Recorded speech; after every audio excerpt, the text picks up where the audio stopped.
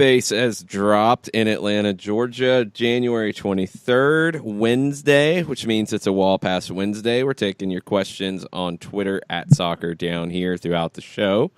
Jason Longshore, John Nelson, Jarrett Smith with you for SDH.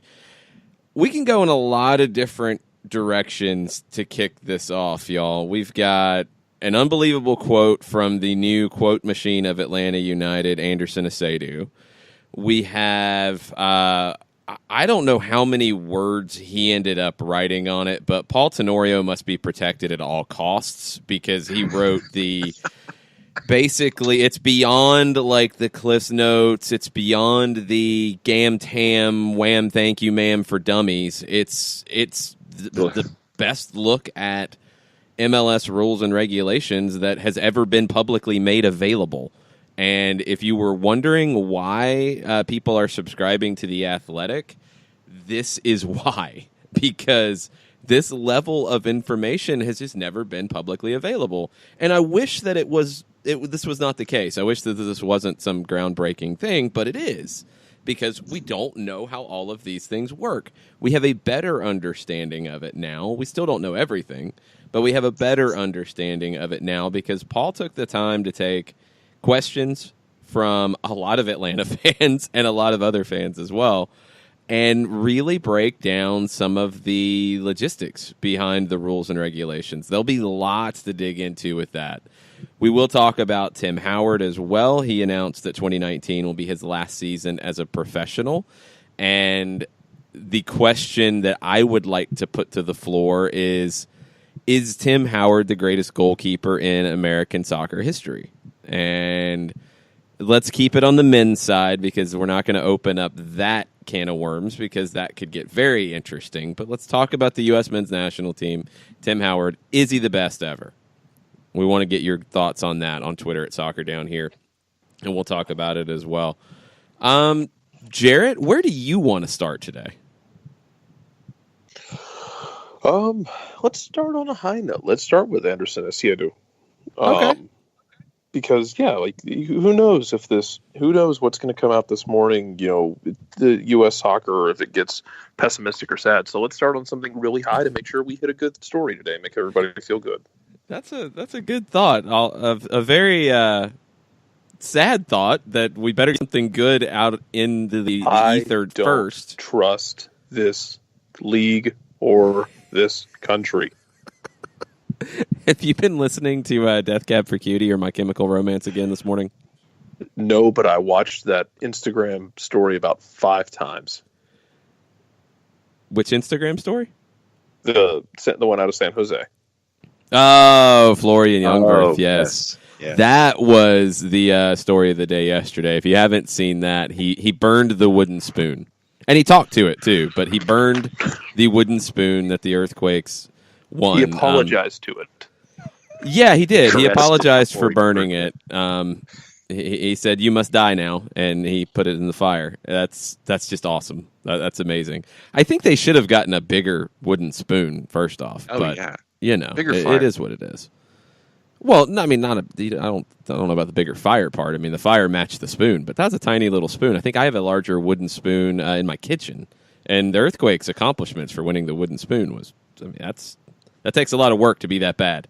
But anyway, let's go into the positive side because Jarrett wants to get this out of the way first before things completely fall apart. Anderson Asiedu. I hope he is available for media as much as possible because he is just a quote machine. This was from yesterday after training.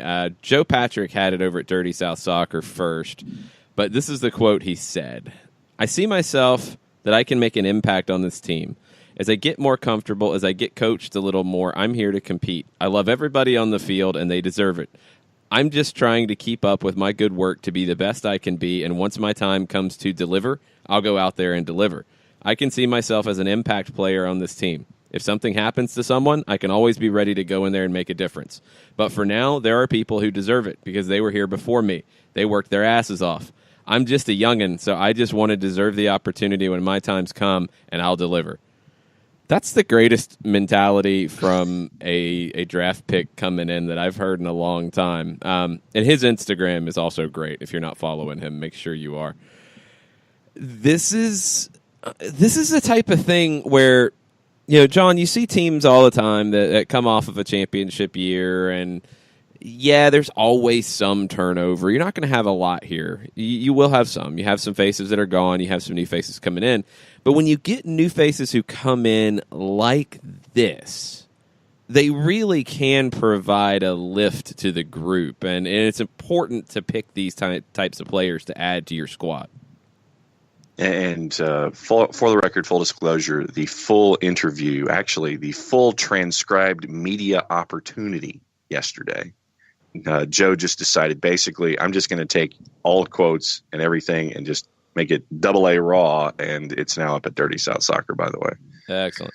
But I think that when you have new blood come in and they come at you this way, I think that there are times in any job, any frame of life, where you're locked into a routine after X number of years. You're a veteran. You sit there and it's like, okay, I come in, I do my job, I do it the best I can, I enjoy my work, and then at the end of the day, I go home, and it's wash, rinse, repeat for however long your work cycle is.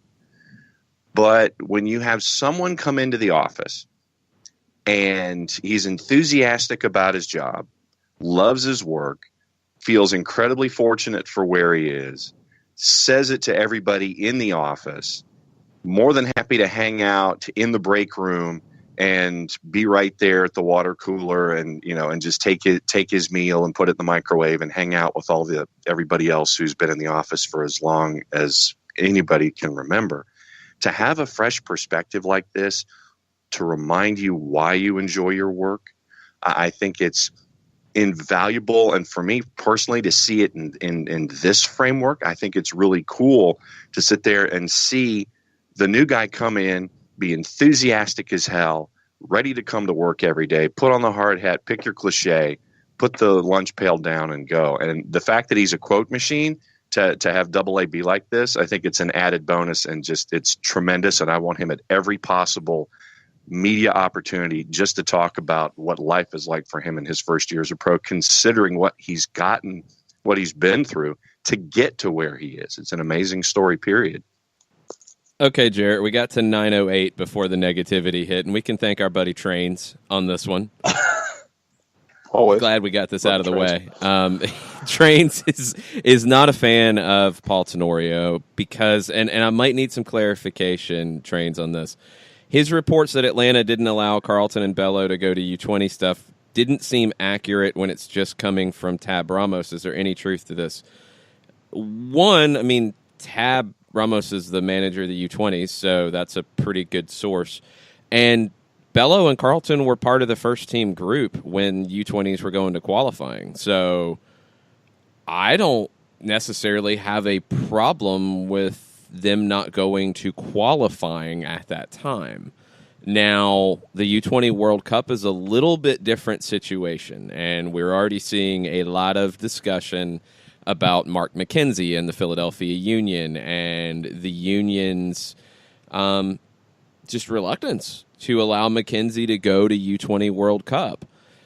The U20 World Cup, just so everybody understands, it's not like the Senior World Cup. It's not like Senior World Cup qualifying or continental competition like the Gold Cup. Teams can refuse to allow a player to go to youth national team actions, things, call-ups, matches. Youth national teams do not have that protection that their call-ups are good no matter what. So you get into situations where top players who have broken into the first team are not allowed to go play in youth national team play, whether it's a World Cup, whether it's qualifying, whether it's friendlies. It's a tough balance, and I don't think there's I don't like when there's a hard and fast rule on it. I honestly don't, because you have some situations where a player is instrumental to a first team and a club should not have to give that player up for a competition and hurt the club's ability to win matches. You have situations where a player is starting to break into a first team, and then it's a little bit different conversation. Can they benefit more from playing with their youth national team? Do they have to play with the club team or even be on the bench for the club team? And you have situations where players are not part of the first team picture, and it would probably be best for them to go and play for the youth national team. It's not a cut and dried thing to me, and I don't think it will be a cut and dried thing going forward. I don't see that ever being the case unless you start to schedule these competitions at times where there is little club play going, and with MLS's schedule, that's not very likely. But this U20 World Cup is in May and June. That's a tricky spot for MLS. And it's a tricky spot for a Mark McKenzie especially, because he was your starter last season. You would expect him to be your starter this season. Are you going to let him go if you're the Philadelphia Union to a U20 World Cup? That's a tough decision. Andrew Carleton, George Bello are going to be maybe in different situations, maybe not when it comes to Bello. Bello could be your starting left back, and I would love to know how Atlanta United fans would feel about that situation where George Bello wins the job. He's your starting left back in the beginning part of the season, and you get to the time for the U20 World Cup, and Bello's called up. Do you want to see him go play for the US U20s in a World Cup and leave a starting job, not leave a bench role or a rotation role, but leave a starting spot for 6, 7, 8 matches? Now, it might not be quite as many because of that June break that Atlanta United has. Keep that in mind. It might be a little different. But do you want to see a starter leave to play in a Youth World Cup? I would love to know where the fan base is on that, because that's... We talk about all these brand new things that are coming up. That's a brand new thing. And I wonder how people are going to respond to it. It's a really tricky situation. It's not easy for the clubs involved. It's not easy at all. I get the conversation about the U20 side. Trains, if there's more to the Tenorio Tab Ramos stuff, please share it with us. I saw mostly that this was Philadelphia Union, although Atlanta was mentioned in not allowing Carleton and Bello to go to qualifying last year. But also Bello and Carleton were part of a squad that was going into the postseason, and they were part of that first-team squad. They were getting spots in the 18, which means they could have been getting spots on the field. You didn't have a ton of depth at that point. I get why they weren't allowed to go. I understand that. This is going to be a really tricky situation this year, and it's something that I think for the first time we're going to have some serious hand-wringing about it, Jarrett, in terms of how MLS, U.S. Soccer, the youth national team manager in Tab Ramos, and the individual clubs in MLS and technical staffs handle this situation in 2019. Yeah, it might set a precedent where it's a bigger talking point down the road. Those days of this kind of being, I don't want to say forgotten, but kind of in an afterthought, may be gone, and maybe more of a focus on the U20s, and seeing the U20s get more attention nationally and beyond. Because we've talked about it before, in some countries, those lower age tournaments, they carry a lot of weight. I don't think you're there yet by any means with U.S. Soccer, but might we see it jump in importance? Well, let me make sure we're all on the same page here. Every country has this issue. It's not like every country in the world just says, "Oh, you're called up to the U20s. Yeah, go ahead. That's cool. Go ahead. We'll leave the club. That's fine." That doesn't happen. So this is not just here's another thing where U.S. Soccer's messed up and backwards. That's not the case. This is not an easy situation. Now, Mexico has made a decision to allow players to go. Mexico has allowed that. Here's a couple of the comments when you get into Tab Ramos and the Paul Tenorio article from last week about the U20s. Tenorio wrote, as the U20 coach, Ramos has faced resistance from MLS teams in releasing young players, even when they are not starting or playing consistently. That happened with Atlanta's Andrew Carlton and DC United's Chris Durkin this past year, both of whom were held out of U20 games because they were in the 18-man game day roster for their respective club teams. It also happened when Atlanta refused to release left-back George Bello for the Nike friendlies in December. They played in New York, and George Bello was in Atlanta, and we were playing Nike friendlies down here in Florida against Brazil. Ramos said, shaking his head, that's a lost opportunity. Somewhere in the middle there within the hierarchy, someone has to be talking about it. This one, if Bello Nike friendlies December, you're talking at the end of the season, but Ramos says they were in New York. Was this around that time of the second leg at the very end of November where Atlanta's playing the Red Bulls, Nike friendlies going on, you're potentially preparing for an MLS Cup final? I disagree with Tab Ramos in this.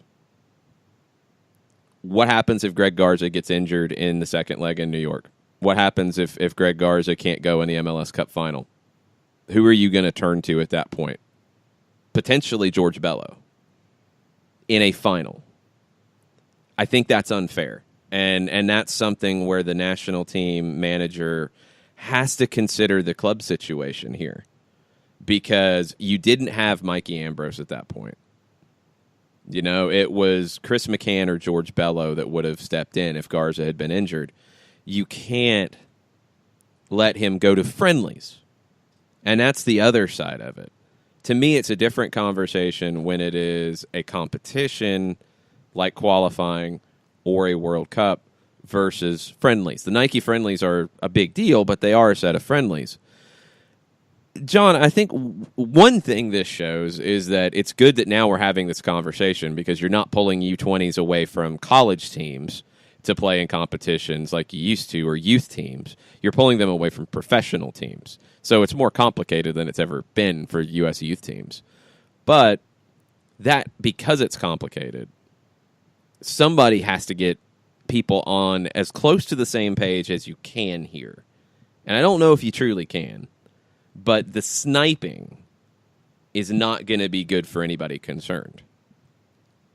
No, especially if you want everybody to be on the same page. And for me, you're mentioning George Bello and all of this. As you were laying out the scenario, for me, it was an easy one.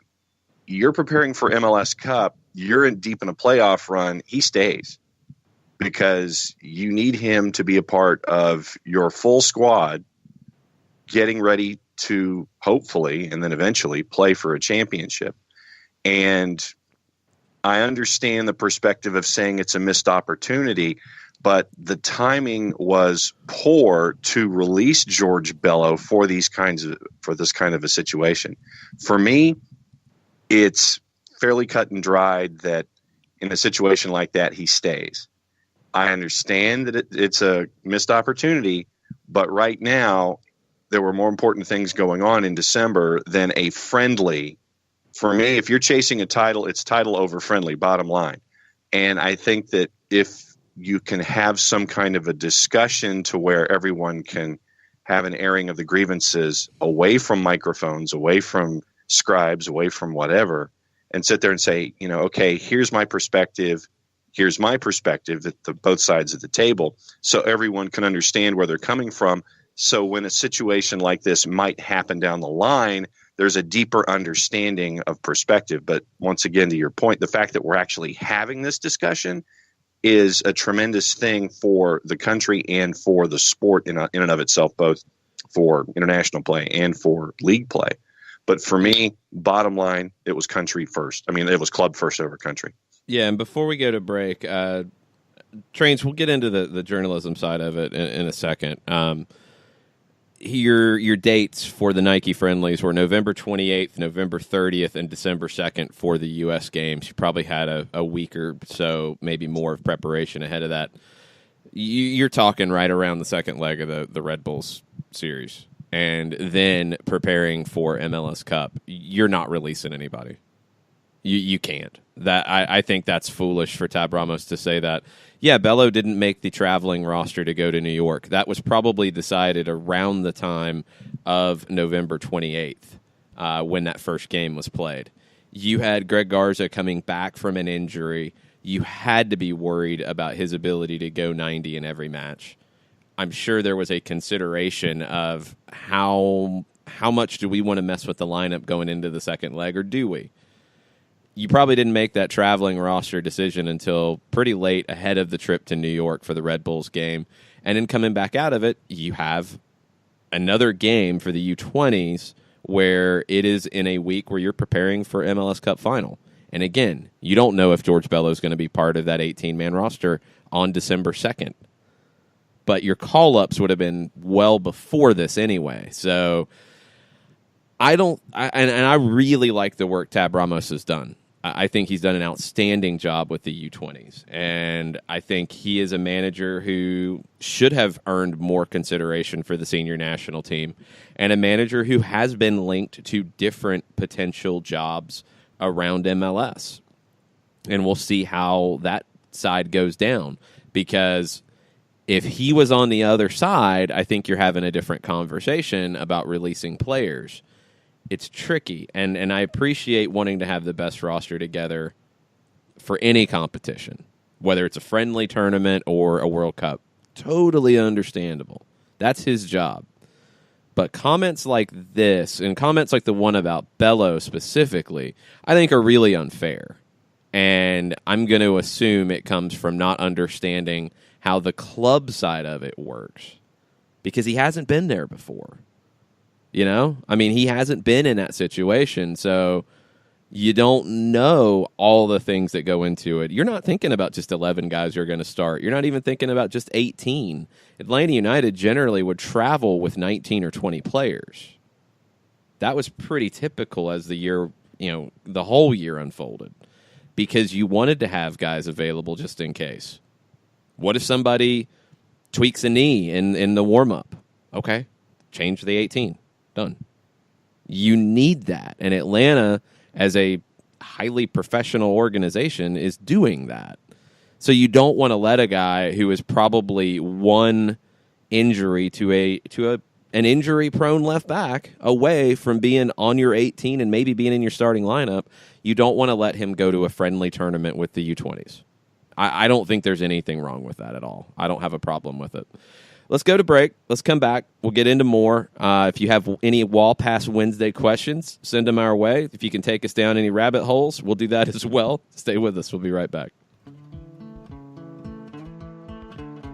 Today's show is presented by Apolinsky & Associates, personal injury lawyers with over 30 years of experience, supporters of Atlanta United, Faction, and Inter-Atlanta Youth Football Club. If you've been hurt in a wreck, contact Steve today at steve@aa-legal.com or call in 24/7 at 404-377-9191. The initial consultation is free. A ranger station. I'd like to report a bear hug. Okay. I put out my campfire and Smokey Bear hugged me. So you drowned the fire, you stirred it, drowned it again, and felt that it was cold? Uh-huh. Yep, he's just letting you know you did good. Bear hug from Smokey Bear. Status update. I'm gonna let you go now. There are many ways to start a fire, but one sure way to put it out.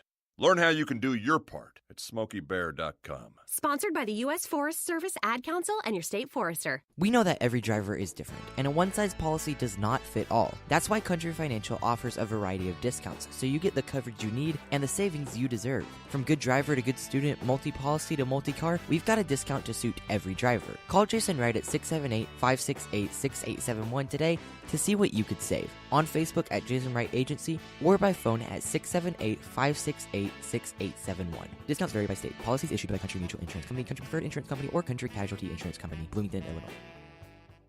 Every hiring manager knows that a company is only as good as the people it's made from. So where do you find the best people? That may surprise you. Meet the grads of life. Young adults of unique determination and experience, an ideal fit for your company in an entry-level position, internship, or even mentorship. They might not have every qualification you typically look for, but they're exactly who your company needs. This is talent worth knowing about. Go to gradsoflife.org to learn how to find, cultivate, and train this great pool of untapped talent. Brought to you by the Ad Council and gradsoflife.org.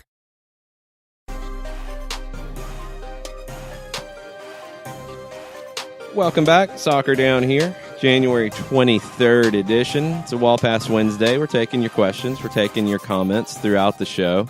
Trains has sent us down a U20 rabbit hole, so let's keep going on this. First off, on the part, Trains was not a fan of Paul Tenorio's, I guess, the reporting here, and please clarify, Trains.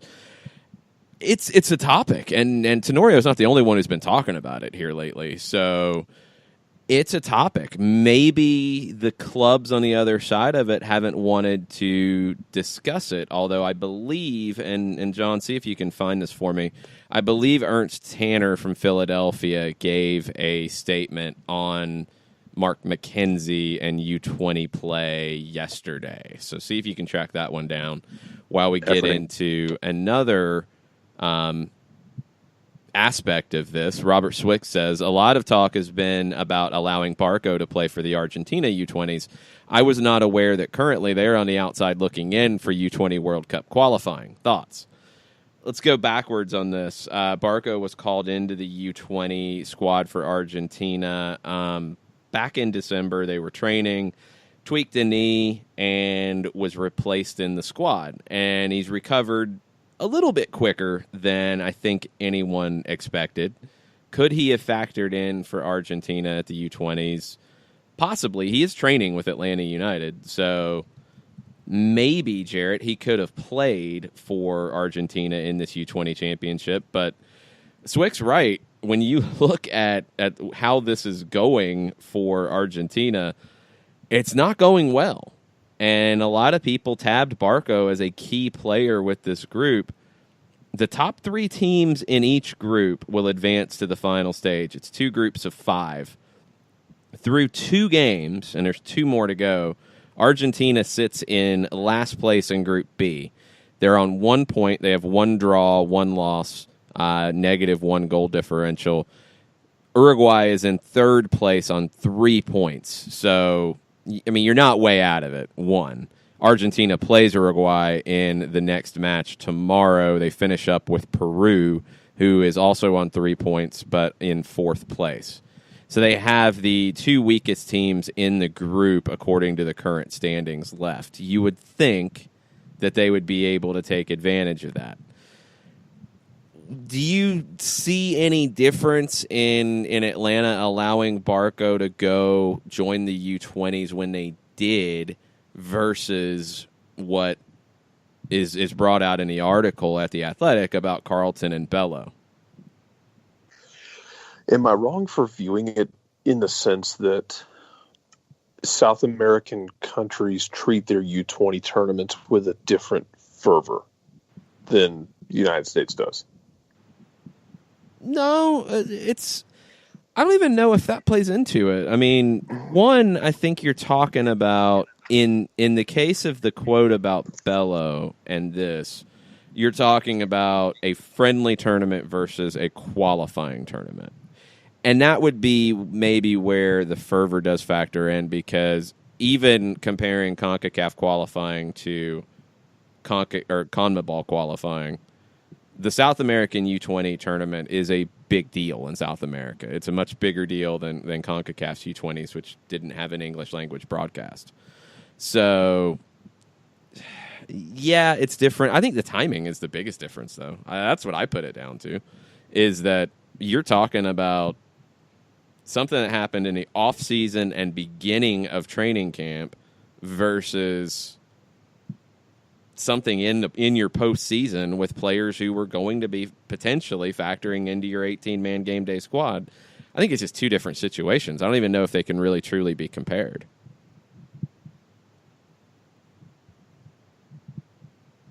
Yeah, I mean, it's just, I mean, timing does play into it as well, that it's preseason, that for the most part, you I mean, it doesn't really impact you in terms of training because he has been here before. I think you would trust him, even with a new manager, and I think you would trust him to get things figured out. But the fact that that there are stakes here, that matters, as opposed to a friendly tournament. I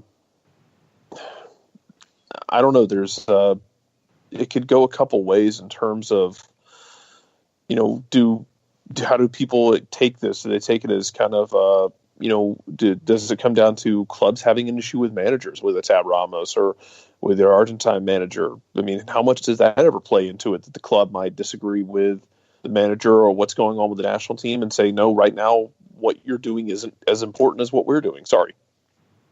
Yeah, no, that absolutely could. The Colonel chimes in, which is thankful here. Thanks, Colonel. Tenorio said Atlanta United was a habitual offender. That could be taken a few different ways. Trains called him out on that. It's the responsibility of the club to win matches, according to the Colonel. Tenorio calling Atlanta a habitual offender, I could see how you could take that as him calling Atlanta United out. I could also see that being used as a descriptor of Atlanta United consistently not releasing players for youth national team play and not judging. It could go either way, and it's maybe some tricky terminology that I don't know how that went down when Paul wrote it, so I can't say. I'm not in his head. Calling someone a habitual offender does carry a bit of a connotation, but he might not have meant it to. Yeah, it does. Like, literally, the words don't, but that terminology does in the way it's been used. So that's why it's kind of tricky here. One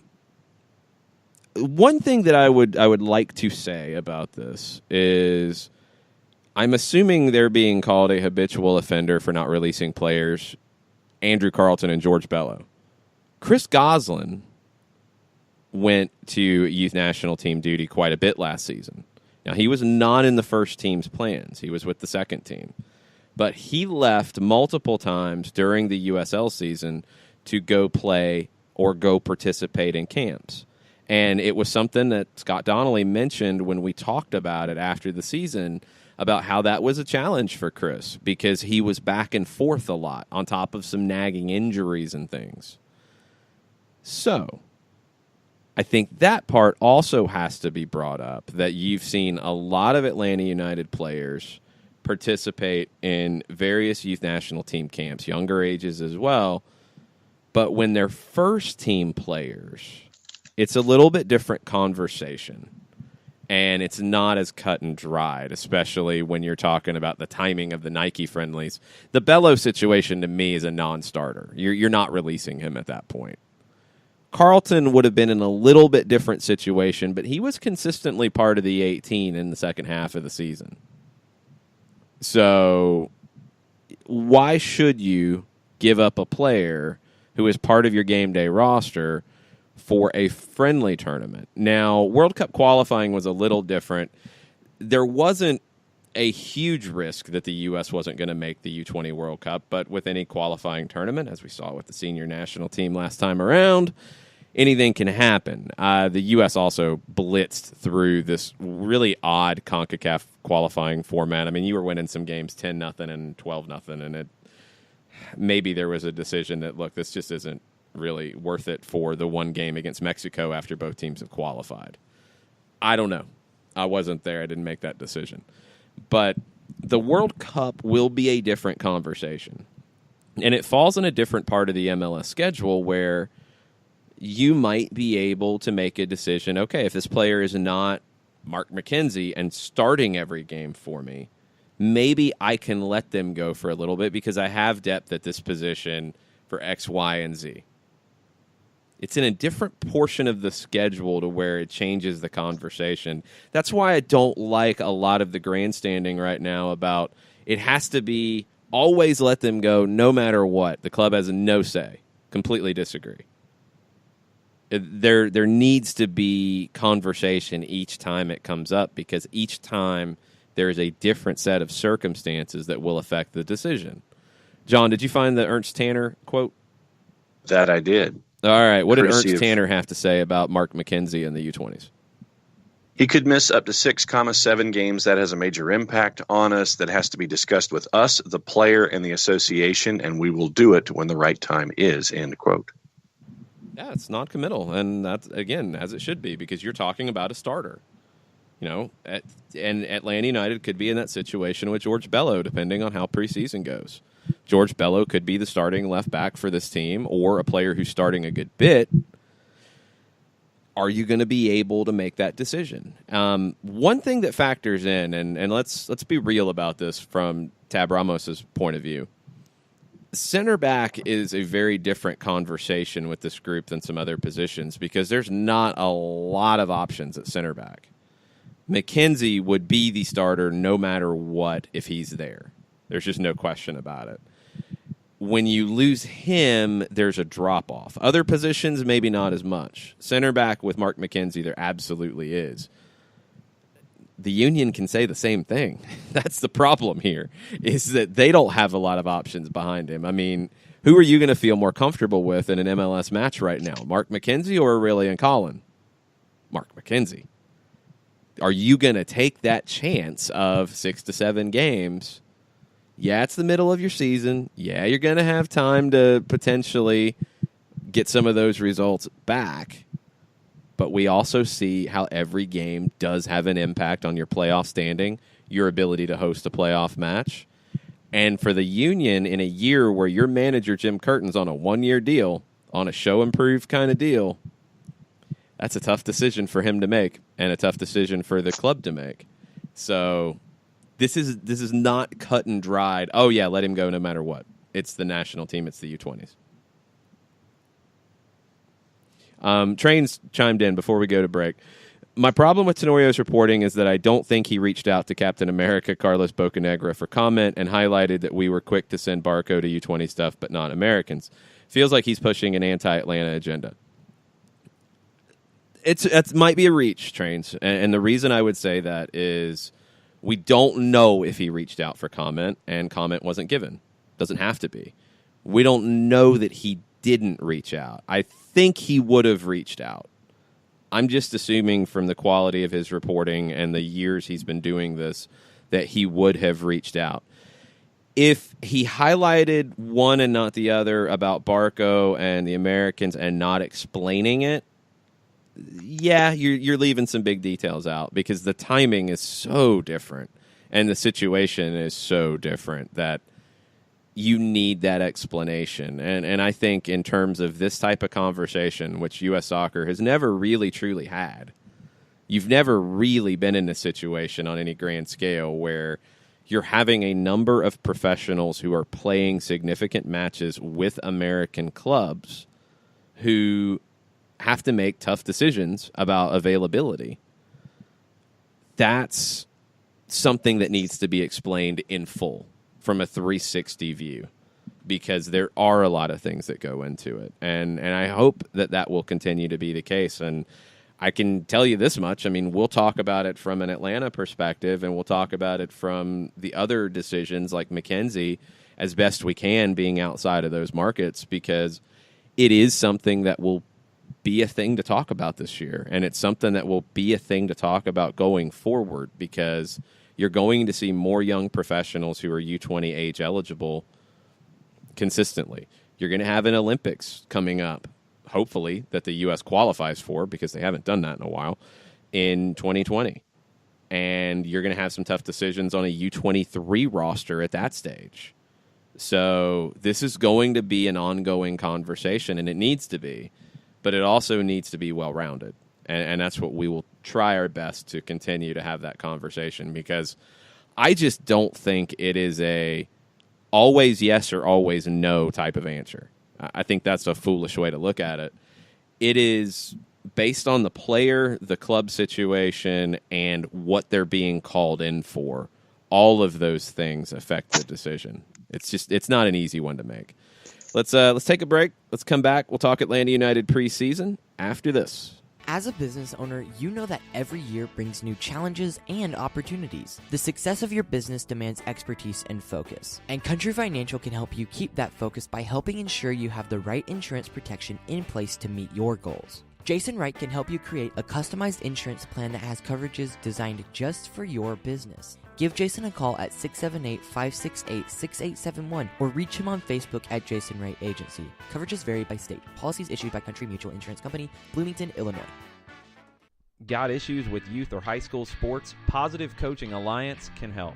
PCA is a national nonprofit working to transform youth and high school sports so that every child has a positive character-building youth sports experience.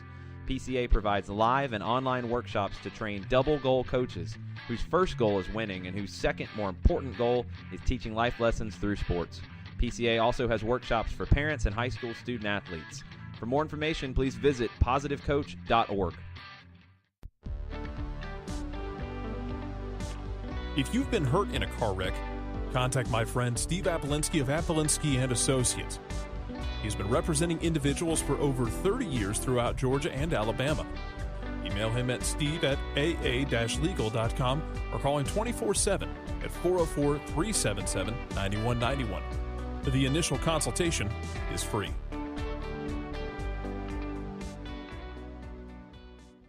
I adopted Bento in 2010 from a shelter. This cat makes me make art. He's always motivating me to draw pictures of him. He just is motivating artistically. He's my best friend, but a lot of people know him as Keyboard Cat. Keyboard Cat, YouTube star and shelter pet. Amazing adoption stories start in shelters. Start yours today. Visit theshelterpetproject.org to find a pet near you. Brought to you by Maddie's Fund, the Humane Society of the United States, and the Ad Council.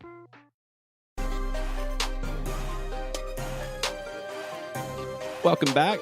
Soccer Down here, January 23rd edition. I think our boy Jarrett was correct in getting the positivity out of the way first because it's gone now. We got 8 minutes in. Thanks, Trains.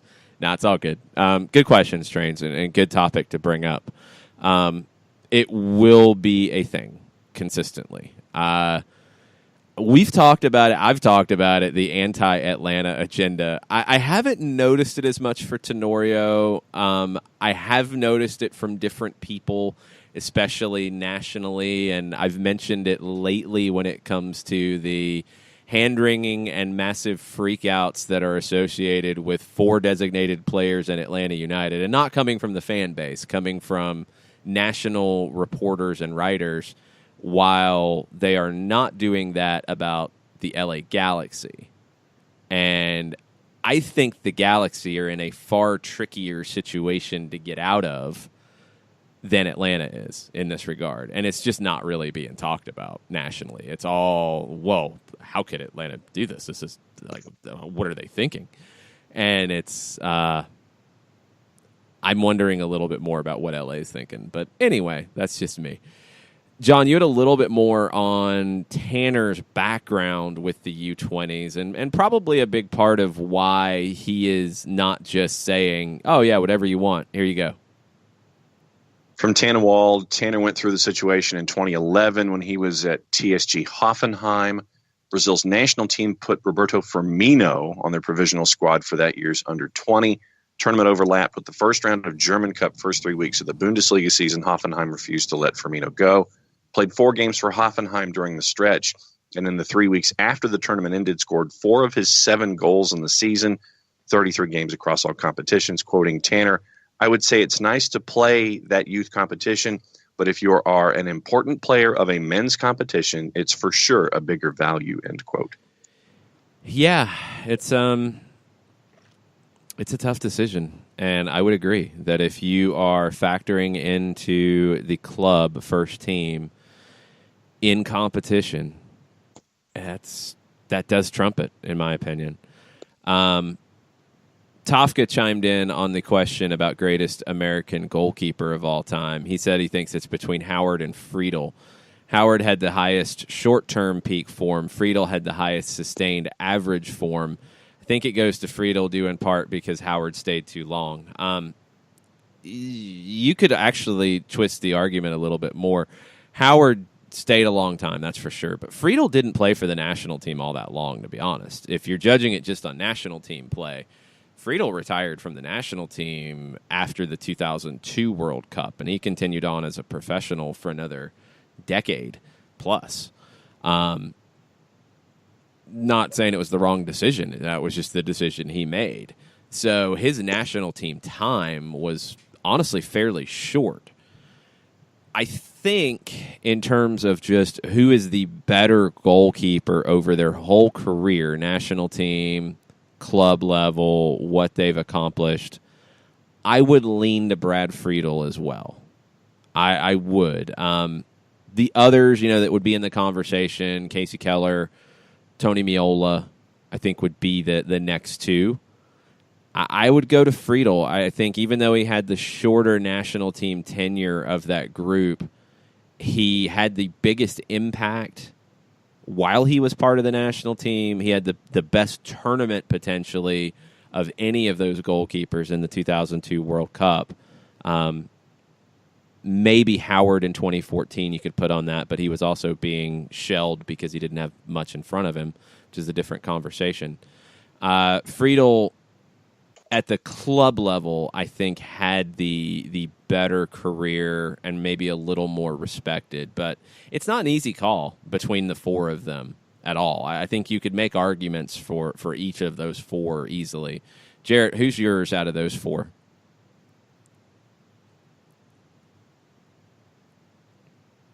You stunned him. He's still thinking. John, what about you? I had Meola 4. I had Keller 3, but really my 3, 2, and 1 are so tight.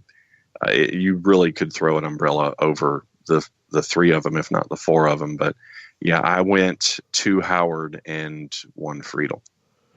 Yeah, I would say it's a bigger gap between 1 and 2 and 3 and 4, but Keller's close. Keller didn't come up as big outside of the amazing match in the Gold Cup in '98 against Brazil, and it was one game. He didn't come up as big in tournament play as Friedel did. I think Meola, a little bit of him is just the time of when he was at his best. You didn't have as many options. He went over to England for a little while, but it was at a different stage of his career. Great in MLS, unbelievable in MLS in the early days, and was really one of the key figures to get the team to the World Cup in 1990 with outstanding play as he was still at the University of Virginia at that point. So different time altogether. So it's a little bit harder to compare him. But yeah, I'd go Friedel just a little bit above Howard, but it's borderline 1A, 1B. It's really close. I think that's fair. Yeah, it's really close. And Keller would be a solid 2, but right there if it's 1A, 1B. How much would Go ahead. How much would some countries kill to have some of the keepers the USA has had in their history? Yeah, I mean, you had a time where I think it was 2002 where you had Tony Meola at the end of his career as the number 3 goalkeeper with that group. You had Keller and Friedel go in as kind of a 1A, 1B situation, and Friedel ended up getting the majority of the games because he was playing the best. And a lot of countries in that tournament would have loved to have had either of the 2 guys who were on the bench for the U.S. in goal. You had situations where Jürgen Sommer, who was a great goalkeeper, never really got those opportunities with the national team because he was behind Keller and Friedel at different points of his career. Yeah, I mean, that's something that we've been able to do for a long time is produce goalkeepers. And it's a reason why I always look sideways at MLS clubs who decide to go spend big money in an international spot on a goalkeeper, because I don't really think you have to. There's enough talent domestically. There's a very deep talent pool at goalkeeper domestically, and I wonder why you feel like you have to go out internationally on it. Let's start with this question. We're going to take a break. We'll let it marinate, and we'll come back to wrap up hour number 1 with it.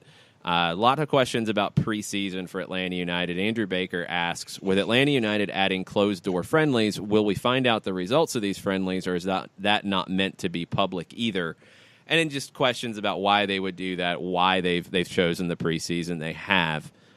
We'll talk about that after a quick break. Hang out with us. We'll be right back. Today's show is presented by Appolinsky & Associates, personal injury lawyers with over 30 years of experience, supporters of Atlanta United, Faction, and Inter-Atlanta Youth Football Club.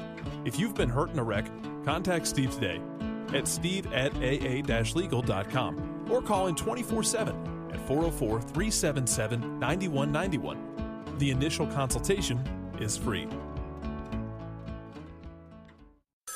A ranger station. I'd like to report a bear hug. Okay. I put out my campfire and Smokey Bear hugged me. So you drowned the fire, you stirred it, drowned it again, and felt that it was cold? Uh-huh. Yep, he's just letting you know you did good. Bear hug from Smokey Bear. Status update. I'm gonna let you go now. There are many ways to start a fire, but one sure way to put it out.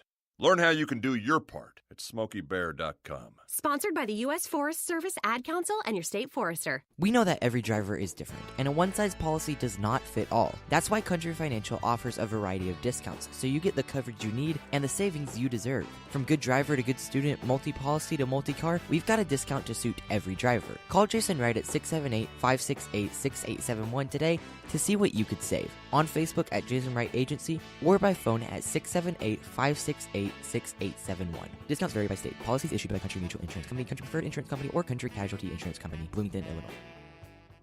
Every hiring manager knows that a company is only as good as the people it's made from. So where do you find the best people? That may surprise you. Meet the grads of life. Young adults of unique determination and experience. An ideal fit for your company in an entry-level position, internship, or even mentorship. They might not have every qualification you typically look for, but they're exactly who your company needs. This is talent worth knowing about. Go to gradsoflife.org to learn how to find, cultivate, and train this great pool of untapped talent. Brought to you by the Ad Council and gradsoflife.org.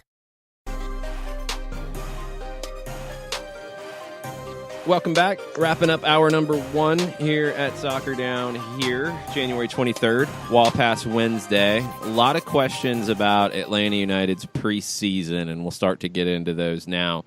But first, if you're a season ticket holder, you've received an email that has told you that the presale for season ticket holders for CONCACAF Champions League starts at 10 o'clock. Is that correct, Jarrett? Yes, it is. 10 o'clock. 10 o'clock this morning, so in about 8 minutes. So if you're a season ticket holder and you haven't checked your email or you haven't seen that, you probably should check all of your folders in your said email and get ready to click and click and click, click, click. So you got about 7 minutes. You're running out of time. Get ready. While you're listening to us and while you're clicking away, we'll talk about preseason. The Colonel followed up on Andrew Baker's question and said, why do you think Atlanta have elected for preseason in California? Other than timing, what are the advantages? Any significance to closed door? I don't really think there's any significance to the closed door thing at all. Maybe just a preference from Frank DeBoer and his staff. I don't. You know, you see some managers and some clubs have lots of closed door matches. You see others do lots of public matches. I don't really know how much of a difference it makes other than playing in front of a crowd. I mean, you're working on things preparing for the season. You're not really too worried about the results. Doug Robertson will be out there for the last couple of matches in California, so you'll get some firsthand reporting from Doug on those along with the results. But I think the bigger thing here about going to California for this, it kind of reminds me, John, of the decision to go to Bradenton in year 1. Now, part of that was down to the fact that your training facility in Marietta wasn't ready. Flowery Branch was great, but not ideal. It wasn't your house. You were borrowing the Falcons' house to do that. So going to Bradenton was an opportunity. It was also an opportunity with a brand new team and a brand new coaching staff to get out of town and come together where everything is going to be focused on the team. I think with a new manager, that plays into it as much as anything. Get the team away from home, friends, family, and you will be engrossed in the team. Well, yeah, speak for yourself. I don't know if they're trying to avoid you or not, but I know the media. You get away from the media. You get away from the day to day. You get away from family. You kind of put yourself in a bubble a little bit. It's like, all right, let's just focus on us here. Yes, we've had our meetings here at the Children's Healthcare of Atlanta Training Ground, but at the same time, this gives us an opportunity to probably be in a warmer climate and get ready for everything, considering business picks up. And business has picked up, but it picks up with a great deal of speed. So I just look at it as, figuring things out with yourself. You're away from all of us. You're on the other end of the planet, and it's fine. Oh yeah, no, there shouldn't be any thought that this is bad. Like that, I don't. No. That's factoring in. Well, I mean, you said this is fine, like it was a bad thing. Like, no, if anybody's thinking this is bad, stop. Like, this is just how some teams prepare. Lots of teams prepare this way. I mean, during breaks, you get teams that go from Europe to Dubai or Qatar to go and keep practicing. So no, this is normal. Usually they're getting paid to do that. So that's a little bit different situation. Usually there's a commercial consideration behind those types of things. A lot of times. So yeah, come train at our facility and have beautiful pictures taken with signage just being strategically placed right next to where you're taking this picture. That happens? Yes. A little bit, John. No. Bit. Yeah, it's been known to happen. So now I don't even think getting away from the media is the thing, because I don't think the media is a big issue at this point with the club. I think it's just more about the squad, and it's more about the manager and being able to start fresh. There's plenty of managers who make the decision that, you know what, the best way to get the season started is for us to all go away for a couple of weeks and be together 24/7. So you get up, you're around the team. You have breakfast, you're around the team. You go train, you're around the team. You have lunch, you're around the team. You have team meetings in the evening. Yeah, you might go bowling one day. You might go to a movie one day. You might watch video one day. You might have a FIFA tournament one day. All these different things, but you're around the team. Keep Vasquez away from that. Well, reportedly. I mean, I hope he's improved by now, but maybe not. I hope. Maybe not. Maybe Carlton's worked with him a little bit to help him on his FIFA skills. But, yeah, Vasquez was rated as the worst player for the first couple of years. We'll have to check in on the updated FIFA rankings with some of the new faces. But I think it's just down to that, to be honest. The closed door thing, I mean, if I'm a manager and I'm working on tweaks to a system and I want to be able to work on it and not have it broadcast everywhere and maybe some rough patches broadcast everywhere, yeah, I'd opt for closed door too.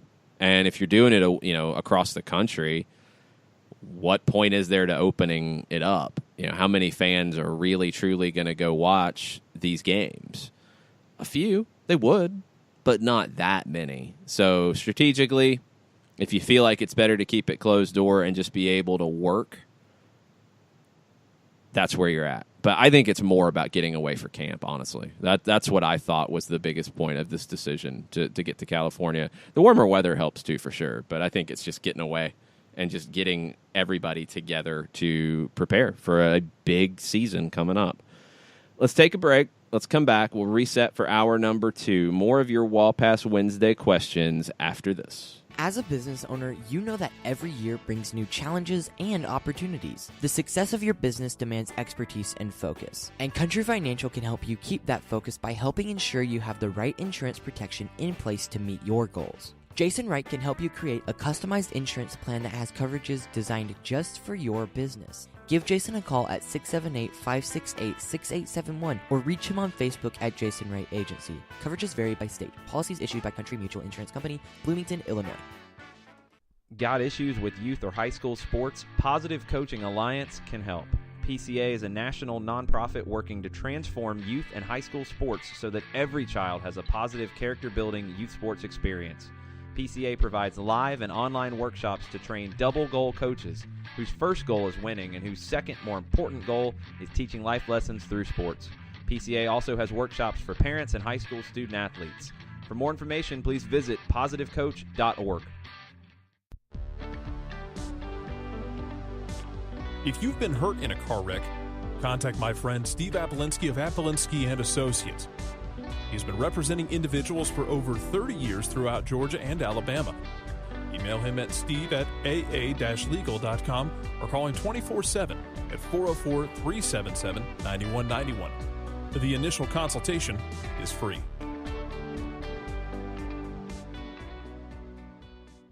I adopted Bento in 2010 from a shelter.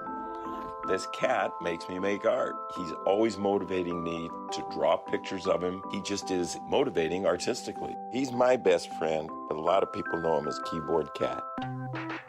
Keyboard Cat, YouTube star and shelter pet. Amazing adoption stories start in shelters. Start yours today. Visit theshelterpetproject.org to find a pet near you. Brought to you by Maddie's Fund, the Humane Society of the United States, and the Ad Council.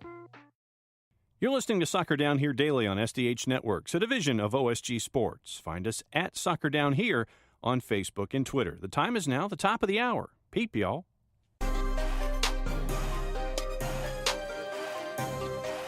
Welcome back. Soccer Down Here, January 23rd. Wall Pass Wednesday, which means we're taking your questions and getting into some of the topics you would like to see discussed. Andy Hollums with an interesting question to kick off hour number 2. If you had to choose, and I hate that I would have to choose one or the other here, but if you had to choose, would you want MLS to rival the Premier League for the best league in the world with Atlanta United leading the way? Or, this is not an and or, this is an or, the U.S. men's national team winning multiple World Cups and becoming dominant on par with Germany, Brazil, Argentina, etc.? Basically, this is a club or country debate, and what's more important to you if you had to pick one or the other to be successful. Luckily, you don't. Luckily, because honestly, I think if MLS grows to that type of level where it is rivaling the Premier League for the best league in the world, the U.S. men's national team is going to benefit from that. I truly think that. So I think it would be hand in hand, but if you had to pick one or the other, it's a different conversation than we've had in the United States because the national team has been so important because the club game was not as big of a deal. That's changing now. And I think what you're seeing is the national team, especially currently where it's been a bit of a disaster, the national team matches are not as important as they used to be to your average fan because they have high-level club soccer on a regular basis in their town. So I would think that most people would pick the club over the country here. 5 years ago, they would not have. Now they would, and 5 years down the road, I think it's only going to grow where the club is and the leagues are what drive soccer in the United States more than the national team. Yeah, I mean, I'm looking at. I think that in the 80s and the 90s that it was country and then club, but now I think that seeing how MLS has been growing, how the sport has been growing itself, regardless of level. With all of that feeding hopefully into your domestic league to help your national team, I'm looking at it as league and then national team myself. What about you, Jarrett? One of my big problems with the national team is just it's cost prohibitive for most people to be part of it. And I think you lose the connection with people when they can't go to a game because they literally can't afford to go to a game. You've priced it out in a similar way you've priced out most American football games. Now, that you've been able to make hay with because you got it on broadcast television and you've got coverage all over the place. Unfortunately, national team's not in the same category. So it's harder for everything to get really covered efficiently, and it's even more difficult to actually go to games. Yeah, that's a huge element to it right now is what's happening in the United States is I think it's a lot easier to not care about the national team as much as you used to. Because it used to be the big driver of the sport in the United States. And that's why when, we talked about 2002 World Cup and qualifying for it, and the U.S. struggled a bit in that qualification and ended up getting it kind of late. You were at a point there where you had 12 teams in MLS, and by the time you kicked off the 2002 season ahead of that World Cup, you had 10, and it was a different time. And the success of the national team drove soccer forward in the country after that tournament. 2006, you had a ton of interest. It was a bad tournament for the U.S., but the interest was big. And you had the U.S.-Italy game, I remember all the main soccer bars in Atlanta were just slam packed full. You couldn't move. That was big. That was huge. 2010, it started to grow even bigger, and you were still at a point where you needed the national team to be a big deal for soccer in this country. 2014, same thing. By the time you got to 2018, not qualifying was a big hit, but it wasn't the same type of hit that it would have been 4 years prior or 8 years prior or further back, where it would have been catastrophic. It was a blip because the club game has grown so much.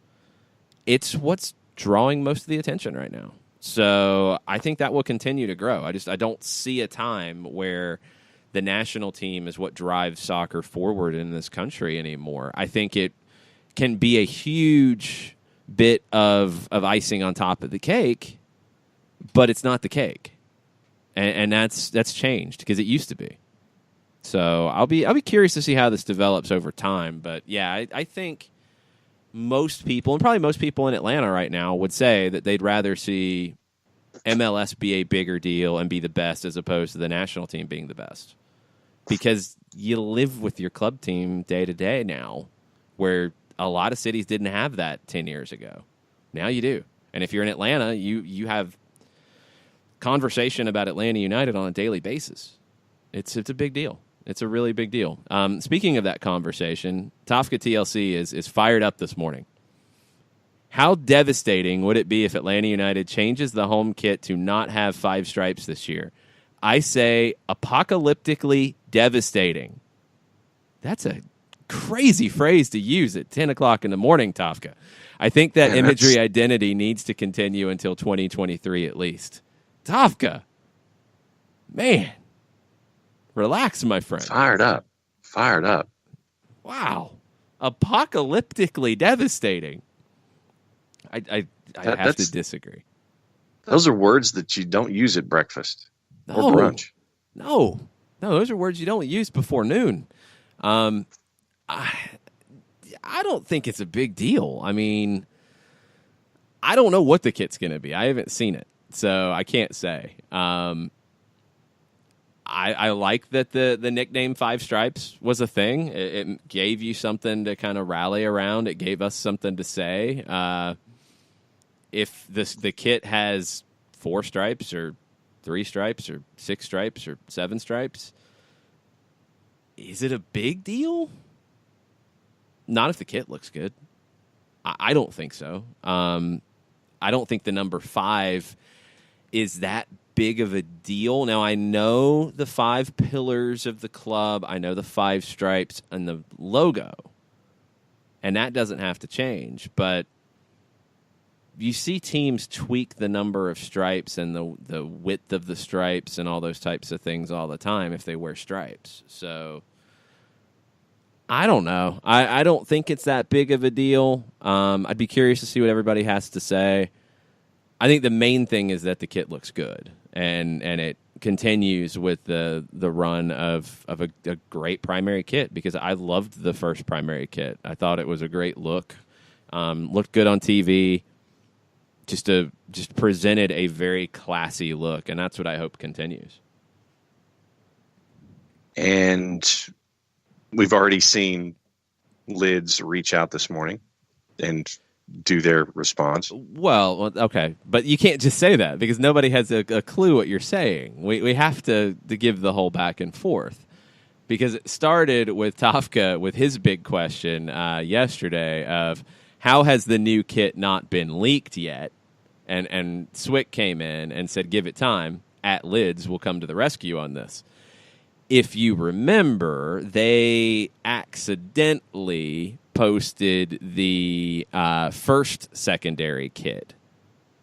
They put it up for sale a little too early, and it was out there, and then it was taken down, and then it was put out later. I love that Lids responded to this and did the Homer Simpson disappearing into the bush gif in response. Because, yes, they kind of screwed up before. That was a big deal. Yeah, I don't think everybody knows that story. Tip of the hat to Lids for their response.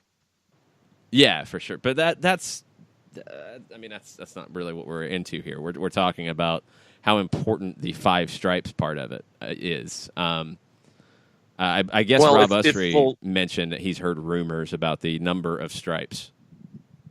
Well, I mean, then let me ask it this way.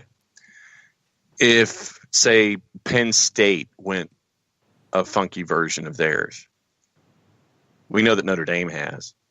But, if there's an iconic look. How many years has Penn State worn that look? 11 billion.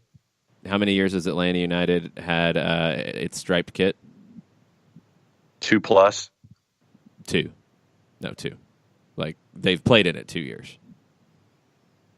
That's a huge impact here. That's a huge part of it. Also, how often do college football teams change their uniform? Ask Notre Dame. Well, no. Those glow-in-the-dark, weird-looking stoplight green with the gold lame helmet-looking thing that they trot out. John, come back from the ledge. Come back from the ledge. How many times do college football teams change their primary uniform? And we're not talking about Oregon because they're weird. Okay. Well, then it should be a minimal number.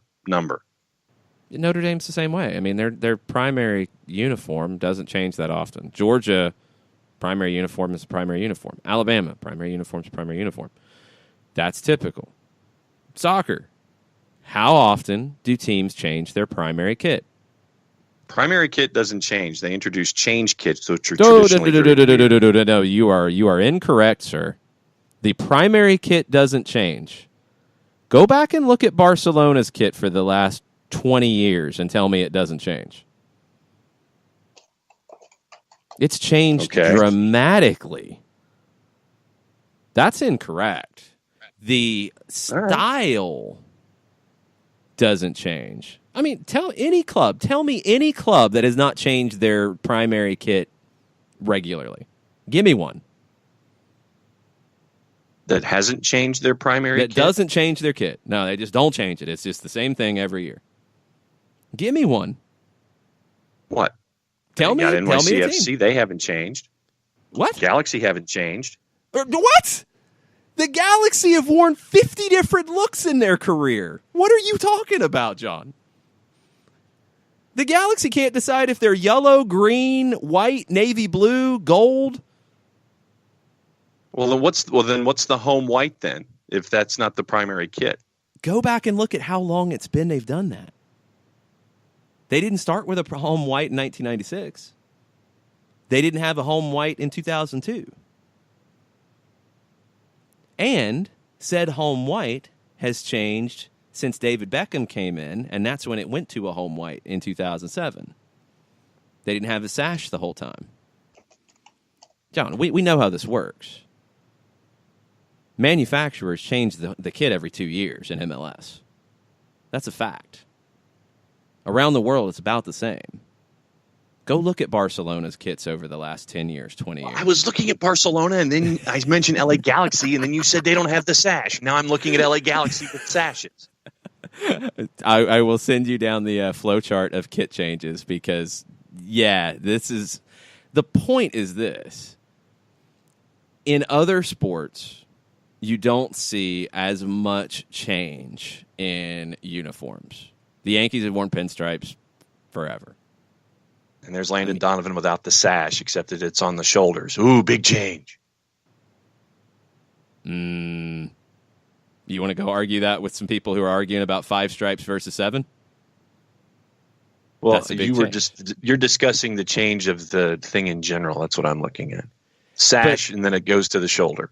Yeah. And then they didn't have a sash at one point, and it was yellow before that, and it changes. I've yet to see any yellow LA Galaxy stuff in the images section of the Google machine. Yeah, go further back. Trust me, it's there. That's what I'm telling you. But this is what's important. We know this. This is not news. Adidas issues a new kit for every team every 2 years. Is it always a massive change? No. But is it different? Yeah. Why is that? They want you to buy them. They want to sell them. They want to make money. That's business. So this is going to happen. The reason why you saw the secondary kit change after year 1 was to get on that cycle. So the King Peach kit is not changing this year because this is year 2 of it. The secondary kit or the primary kits went through 2 years. This is where it will change. Does it change to where it's pink and green? No, probably not. That would be a little crazy. But is it going to change the number of stripes? And no, I'm not. The star is a different type of change. That's a whole different conversation. Is it going to change the number of stripes? Maybe. Is it going to change what's red is now black? Maybe. Is it going to change if it has a collar on it? Maybe. Is it going to change how the sleeves look? Maybe.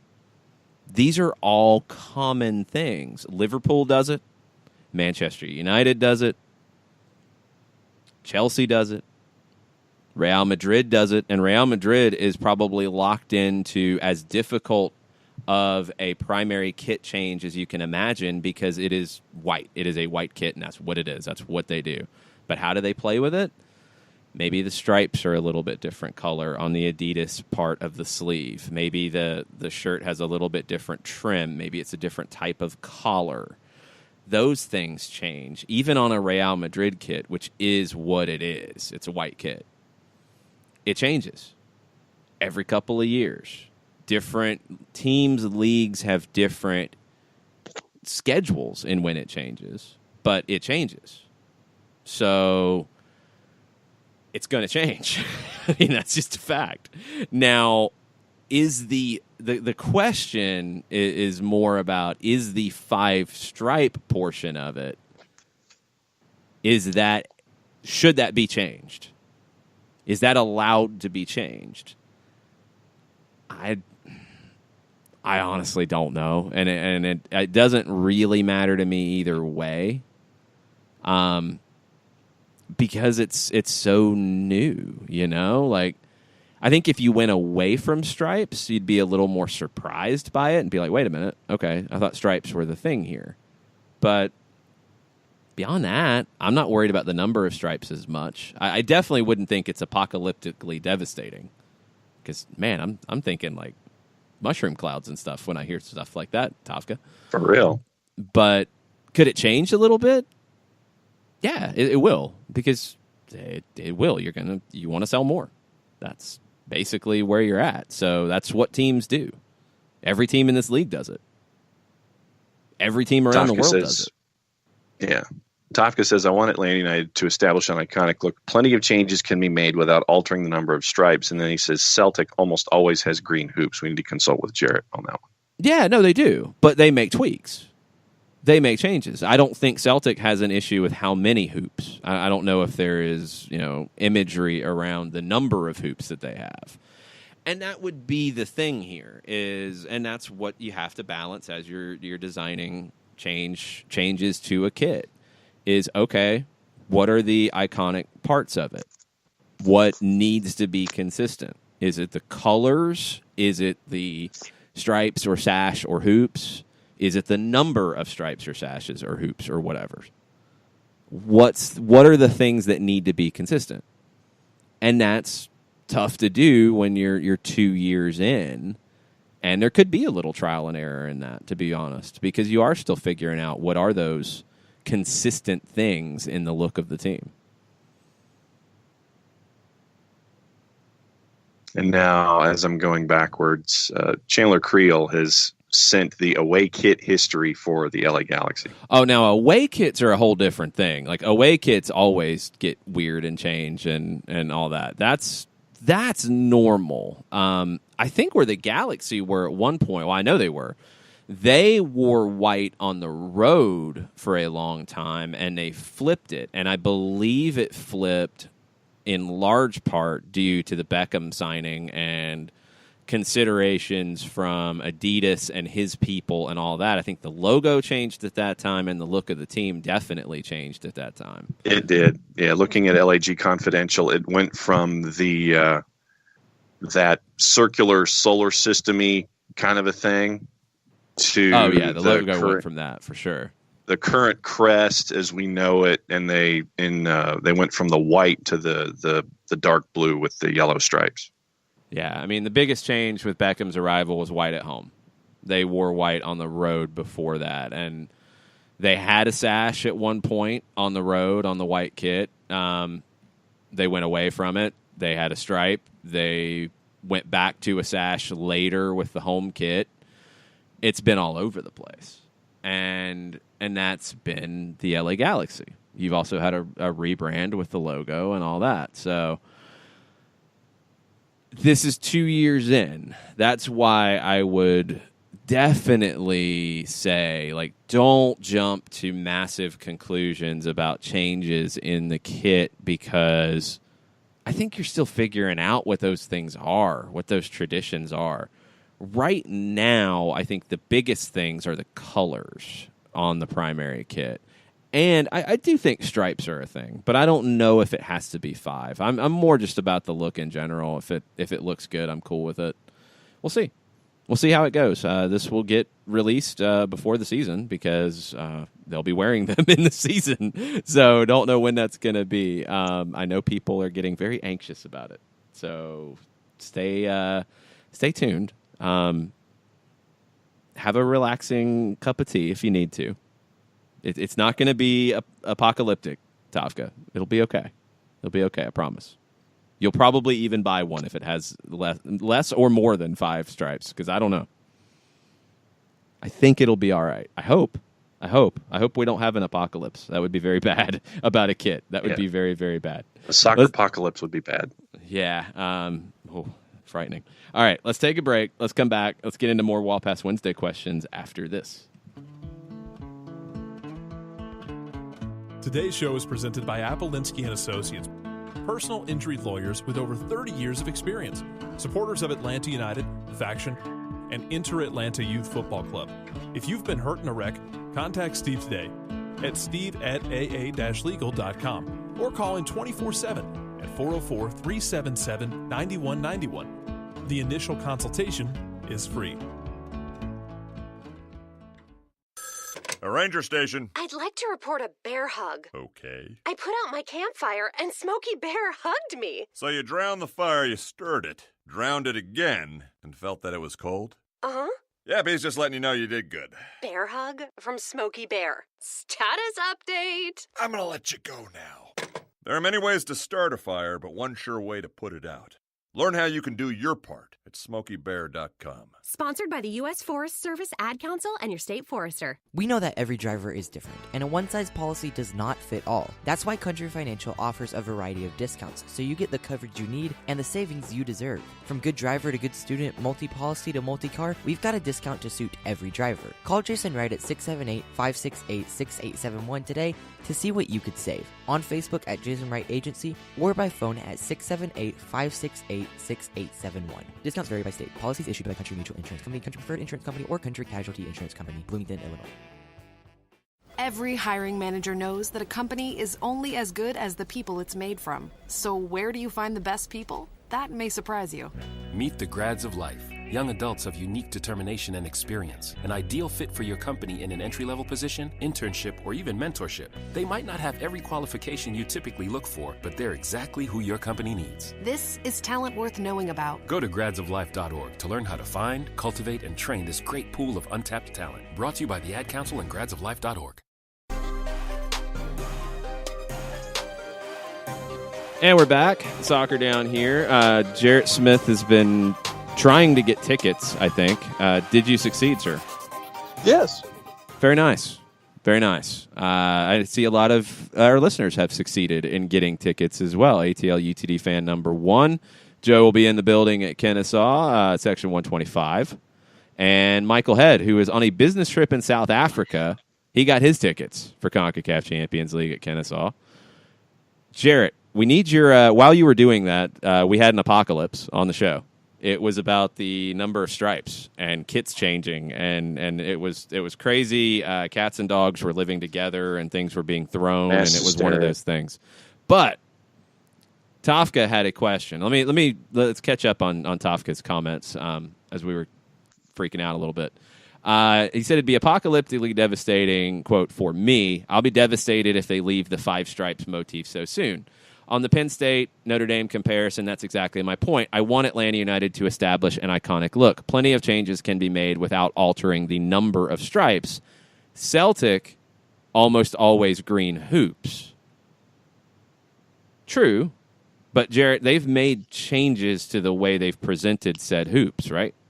Yeah, I think it was 2014. I'm trying to confirm, but they did hoops, but it was almost like rings of Saturn, like very thin rings grouped together to make up the hoops. I believe they did 9 in a row for, 9 championships in a row, 9 Scottish League titles in a row, which is still their record that they will cling to forever and ever. Amen. Unless they get to 10, which Rangers may have something to say for that.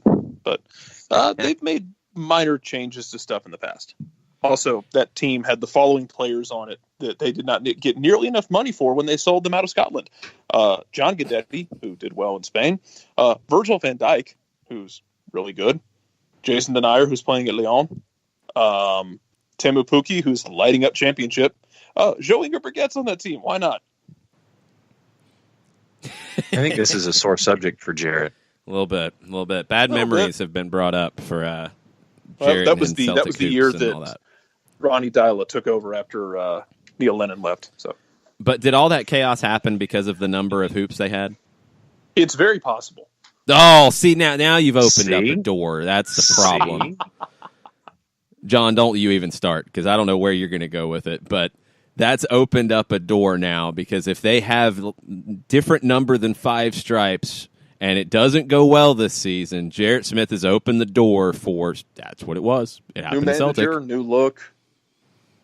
I mean, great. I'm not saying, but I'm also not saying. Thanks, Jarrett. Now the apocalypse will happen, and it will be apocalyptically devastating, and we're all going to freak out when it doesn't happen because it's 4 stripes or 6 stripes. I'm honored that it's my fault. It is your fault, 100%. If it doesn't go well, it's your fault. Okay. I'm pretty sure someone told me that the day of the final, too. Well, and at least we tell you now, so the door it's open early.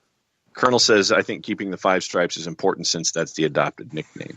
Yeah, and that would be the biggest thing about it because, it would affect that a little bit. I would have to go to my ATL UTD2 nicknaming strategy of just calling them the Stripes, which there are plenty of teams that do that. I believe Monterrey is known often as Los Rayados, the Stripes.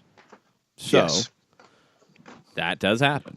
If it becomes the Stripes instead of the 5 stripes, well, I'll do my best. I think I can get there. I'll have to practice at it a little bit. Michael Ruiz got his tickets. Nicely done. Everybody is freaking out about Marseille and their social media post. I am taking a look at it now. A video that it took a lot of production. It did. There's some parkour going on. Yeah, there's a lot of parkour going on. Well, you've gotten to that point with some teams where I feel like the production oversells what the actual content is. Just because you can make a Michael Bay production doesn't mean you should. Oh, well, let's see. We're about halfway in. I don't know if I could say they should or they shouldn't just yet. I've seen lots of clips. What does this mean? Does it mean that they have new gear? Does it mean that they new? What's new here? All I see is parkour and spray paint. Well, parkour and spray paint. What is this? A Good Charlotte album? Wow, that's a great reference. That's awesome. It's a great video. I mean, it took a ton of time to do. That's for sure. I don't know what it means. It was a minute of my time that I still have more. I have more questions after that minute's over than I do answers, and I have more questions now than when I went in. What are your questions? Okay, what is this all about? Are you just promoting the fact that you've got your social media channels up and running? Are you promoting the fact that you're starting a parkour team? Did you not realize who they painted a picture of? No. Look at their next tweet, John. Marseille's next tweet? Yes. Okay, so it's a transfer. Who did they get? It's in the next tweet. It was in the picture. It was who they painted a picture of. Oh, Mario Balotelli. Okay, I didn't recognize it as Balotelli. I didn't. John, you're really low key about that. I didn't at first either. Now I knew they were chasing Balotelli. We knew that was something that was being rumored. So when I saw the picture, I'm like, oh, okay, got it. They maybe could have done just a little bit more to make that clear. I would agree. I mean, the subsequent tweet says, follow along as @FinallyMario is officially presented. Now I understand. Well, but they got you to look at their next tweet. Yeah. Now that it took me why should it take me a subsequent tweet to understand that you've got a transfer? I don't know, but Nicoliti's mad at me because, wow. Always go, it's for Mario Balotelli, you always go full Michael Bay. That is very true. Mario Balotelli goes full a lot of things. Well, and I'm going to miss on my dream of Mario Balotelli in New York City because Judas Priest. I agree. You can't introduce Mario Balotelli with just a simple press release. You can't do that. It's freaking Mario Balotelli. Ever. And that would be stupid because it's Mario freaking Balotelli. You can't do that. Like, he needs to be. I mean, I don't know if Balotelli can do parkour. Maybe he can. If he can, then you get it in a video, and you make sure your parkour team. You make sure your insurance is ready to go just in case there's an injury. For real. I don't think he's captain of the parkour team, John. I think he's going to be actually there to score goals for Marseille. I think that's the idea here. But it took me a subsequent tweet to realize it. Yes, this is kind of a thing. They want you to follow them and continue to read their stuff. That's what they do. That's how social media works. It was kind of like the Transformers 1 of tweets. It was really good. There's a lot going on, but it was really good. But just promise me you'll stop there, and you won't end up in Transformers 5. Well, it depends on who you sign next. I mean, if you sign another player along these lines, Carroll? You might have to have these three guys parkour their way around Marseille again and paint a new picture. Maybe that's what you have to do. I would just hope that the artists, in terms of the picture painting at the end, can make it a little more clear. Just a little more clear. I mean, I knew enough of the backstory that I was like, who? Oh, yeah, okay, got it. But yeah. But they also want you to then click and watch their press conference about Mario Balotelli. So there's that as well. Mario Balotelli's Wikipedia page, just when you look at each team in his career path, you're going to have to condense a couple of years into one paragraph. He then jumped around like a frog on a hot stove. That's a good accurate one. That's a good old school pull right there, Jared. I like it. Can we get a trumpet or something? A trumpet? I don't have a trumpet. Is it air horn or breaking news? What? Yeah, Do we need air like horn. the John Cena sounder? Air horn. Air horn. Go. Tormenta FC has rebranded their League 2 team, and as of this morning, they are now known as Tormenta FC2, and there is a new crest and other things to go with. So they have switched the name and crest for their USL League 2 team, simply known as Tormenta FC2, competing for the League 2 championship this summer. Yeah, it makes sense. Good. I mean, you had to. Sticker to put on my car. There you go. You had to change it because Tormenta was going to be in League 1, so the USL League 2 team needed something. So Tormenta 2. Okay, there you go. That makes total sense. Lots of stuff on the lower division front. There's a piece over at NBC Sports Soccer with our friend Stephen Short of USL League 1 talking about everything getting off the ground for that league. Tormenta is a part of it. Greenville Triumph, Chattanooga Red Wolves. The Red Wolves will be unveiling their kit early February, and we'll talk about that as it comes out. I suppose we can get a sponsor by Red Wolf Beer. Red Wolf beer? There's a Red Wolf beer? Wasn't there? I'm pretty sure there was. I know there was Red Dog, but I'm pretty sure there was Red Wolf as well. I don't know about Red Wolf. I know about Red Dog. And okay, let's just get Red Dog to sponsor it then. I don't think Red Dog's being produced anymore. I don't. If it is, I don't know where you can actually find it.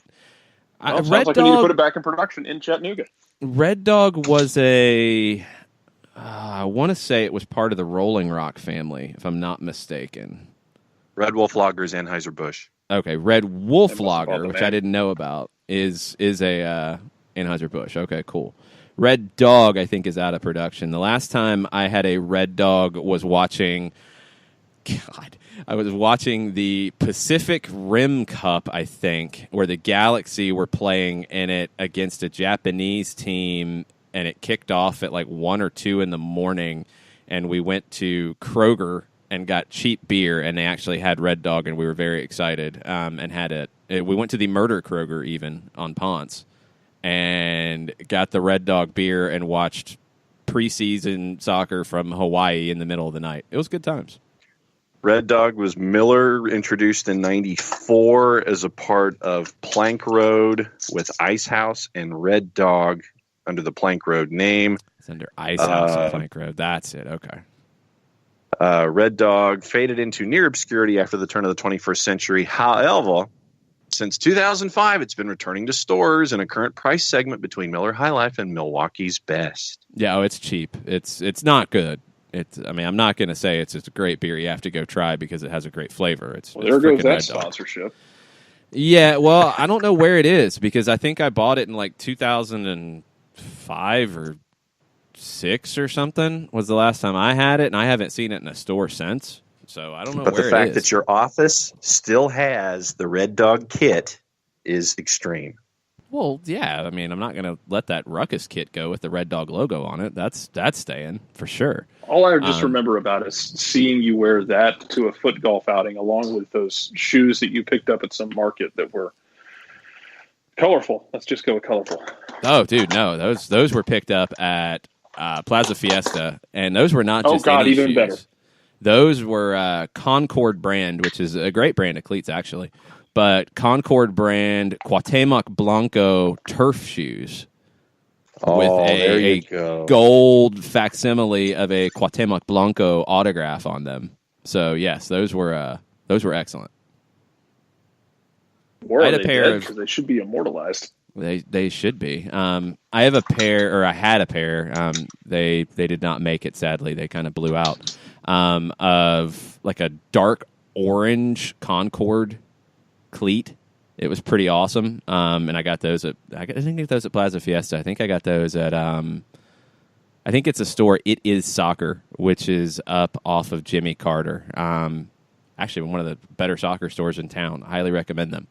But picked up these Concord boots, and they were great. They were really light, and they were really like thin, so you had great touch with them.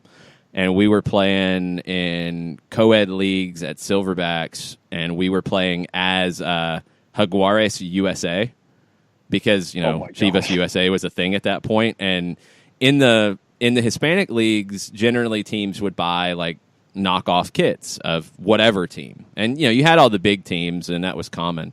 But in the co-ed leagues, usually it was just, we wear green, so just wear a green T-shirt. And we're like, no, we're not going to do that. So we went, and at It Is Soccer, we bought the knockoff Jaguares kits, Jaguares de Chiapas, before they went out of business and then became Chiapas FC with a Jaguar logo. We were the Jaguares kits from like 06, 07, whatever, and wore those playing in co-ed leagues at Silverbacks, and people always looked at us funny because we had 50 sponsors on our shirt. It was cool. I feel like I had the orange boots to go with the orange kit. Between discussing the Plaza and discussing the Murder Kroger, someone needs to write a Welcome to Atlanta piece again.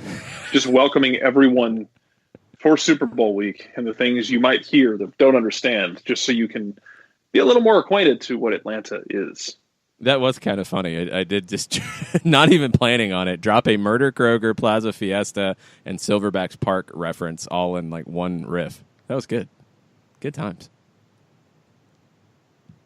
That. Not for everybody, the Murder Kroger. That's the Murder Kroger. The times at Murder Kroger can vary from good to bad. Well, it doesn't exist right now, so there are no times at the Murder Kroger, and when it reopens... The spirit lives on. The spirit lives on. Well, there will be a Kroger in that space. The Disco Kroger's still there, though. Like, that's the difference, is it's still there. The Murder Kroger is not literally there anymore because they tore it down. So they will be adding a new Kroger in the bottom of the development that is on the site of where the Murder Kroger was. But I think they have tried to probably get rid of all of the juju. Yes, the juju of the ghost that inhabits that place is going to just be irate. Yeah, I should probably not go anywhere near that place ever again because of that. All right, so we've went like way off the rails into the bushes off the side of the track. We're going to take a break and see if we can actually get back to some kind of coherent conversation about soccer. We won't. Maybe. Probably not, Jarrett. Probably not. But we're going to take a break and give it a shot anyway. Stay with us. We'll be right back.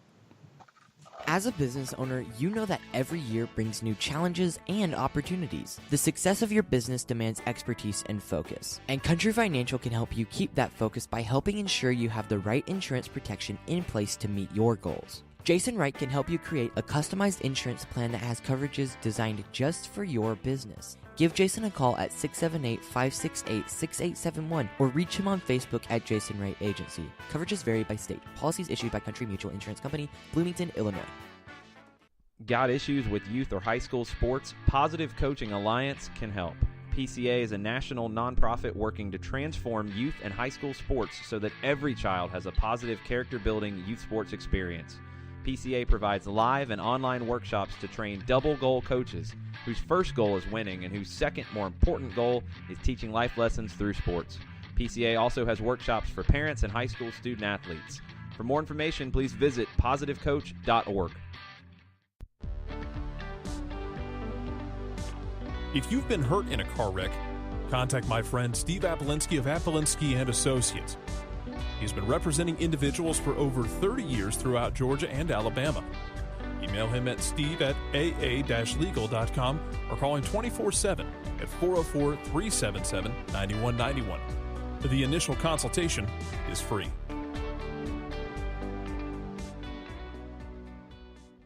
I adopted Bento in 2010 from a shelter. This cat makes me make art. He's always motivating me to draw pictures of him. He just is motivating artistically. He's my best friend, but a lot of people know him as Keyboard Cat. Keyboard Cat, YouTube star and shelter pet. Amazing adoption stories start in shelters. Start yours today.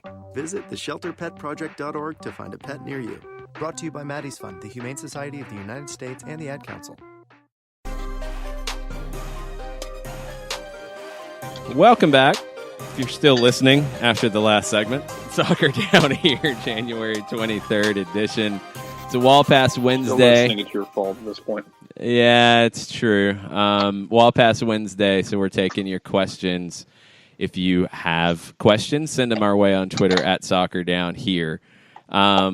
See if there were any that we did not get to. Five Stripe Daily said, I've always believed the five stripes refers to the crest and will continue to believe it no matter the number of stripes on the jersey.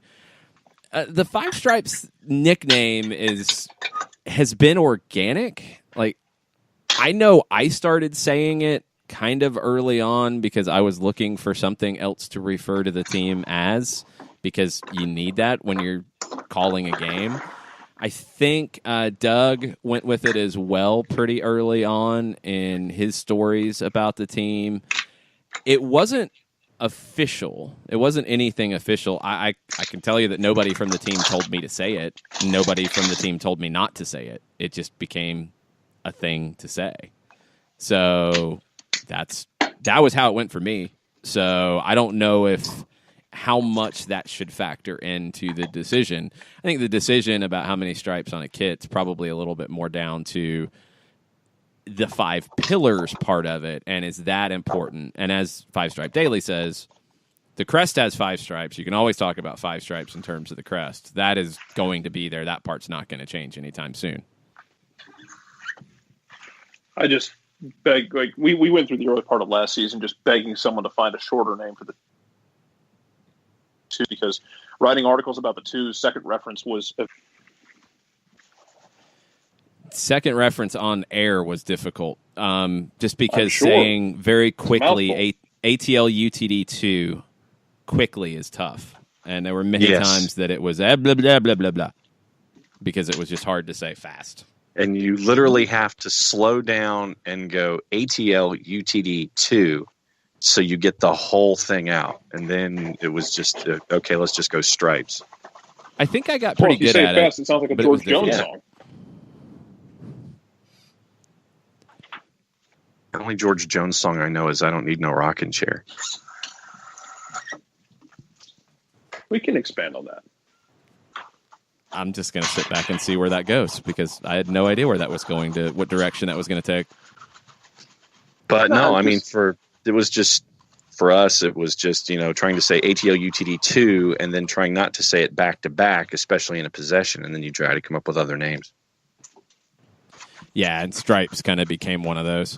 Couple bits of news around the American soccer world. The women's national team yesterday, 1-0 win in Spain. Good bounce back after the loss in France. And this was much closer to Jill Ellis's first choice lineup in Spain versus the lineup in France. What I'm a little intrigued about is Jeff Kassouf had his take over at Equalizer Soccer, which is a great resource on the women's side. And I think Jeff's 100% accurate here, Jarrett. He said that in these 2 matches, and it's not really news, I think this is something teams have shown that they can do, but the way, if you're among the top teams in the world, the way to play the U.S. women's national team is straight up. Don't sit back and defend. Don't sit back and worry about what they can do to you. Press them. Play a high line of confrontation. Challenge them physically, and you can find results that way. France did, and Spain didn't change their way of playing against the U.S., and this was the first time Spain had faced the U.S., and it's Spain kind of, I think, becoming a bit of a world power, but they didn't back down in any way, and they stayed with the U.S. the whole time. So I think it's just a different era where the U.S. women's national team has to get used to teams saying, you know what, we're not afraid of you anymore. Yeah, I have a lot of questions about this team going into this World Cup because the player who scores yesterday is Kristen Press, who has been on, is it fair to call it an odyssey? A self-imposed odyssey, but an odyssey for the last year and a half. Yeah, I mean, she played well in these 2 games. I would give her that. I don't know. There are a lot of questions about it, and it's kind of weird after the unbeaten streak they were on to say that, but they were not dominant in that run, and everybody else is really starting to catch up. I'm not going to have a huge argument if people come in and say that France is the favorite in this tournament. They're at home. I got no beef with that. They showed really well against the U.S., and they have a crop of players right now that are as good as they've ever had. So I think you have to consider France among the favorites. England's in there. Germany's in there. There's a number of countries in there. I think it is set up to be the best Women's World Cup we've ever had and the most open. So I'm looking forward to it, but I don't think the U.S. goes into this in the way that it generally goes into a World Cup. I think it will be challenged like it's never been before. I'm very curious what the striker situation looks like because you've got Alex Morgan, who has started in the last year looking more like the Alex Morgan I think everybody expected. And if Kristen Press is going to be this Kristen Press, I mean, the optimism, I don't blame anyone for being optimistic if that's what you're going to get out of, the 2 people who you really might expect to start up top for this team, either one or the other. And you still got questions all over the place. Don't get me wrong, but They're going to have a tough challenge ahead of them. And this is something that drives me up a wall and down the other side, is the way U.S. Soccer has dealt with the women's program. You have a program that has just been dominant for years. And now we're to the point where, you're still trying to figure out how U.S. Soccer is going to operate. You should probably put, a GM, someone in charge of women's soccer, at a time where they're still really good. Some people are going to call them the favorite for this next World Cup, but the gap isn't as big as it was. And if you don't get on your horse right now and start fixing stuff and start making plans to be good, to be better long term, and keep making improvements, you're going to get lapped. Yeah, there's two big issues at the moment. You don't have a general manager in place, and you do on the men's side. I think you needed to put more of an emphasis on this. The fact that it's just, we'll wait. It's not good enough anymore. And the other is on the youth national team side, you've had some very bad results from the women, and for a few cycles now. So that's an issue. And that plays into the fact that you're not where you used to be in terms of being dominant, and it's not changing. So that gap getting more narrow, you're running risk of getting past, and you don't have the talent coming up from a development perspective to change it. So that's not a good situation to be in. It would have been nice to have had a general manager who's looking at the big picture side of this now or last year, not after this tournament where you don't know how it's going to go. It's frustrating. It's frustrating. We will have our first SDH women's soccer podcast coming up later this week, talking about these two games and kind of looking at where the U.S. women's national team program is in going into a World Cup year, going into the She Believes Cup next, and kind of some things to watch for, some players to watch for, and see if we can answer some of the questions that are out there about the women's national team. So stay tuned for that. It'll be available on the app, on the website, and on Spreaker as well. Let's take our final break. We'll come back, wrap everything up. If you have any final questions, send them our way on Twitter at SoccerDownHere right about now. We'll be right back. Today's show is presented by Appolinsky & Associates, personal injury lawyers with over 30 years of experience, supporters of Atlanta United, Faction, and Inter-Atlanta Youth Football Club.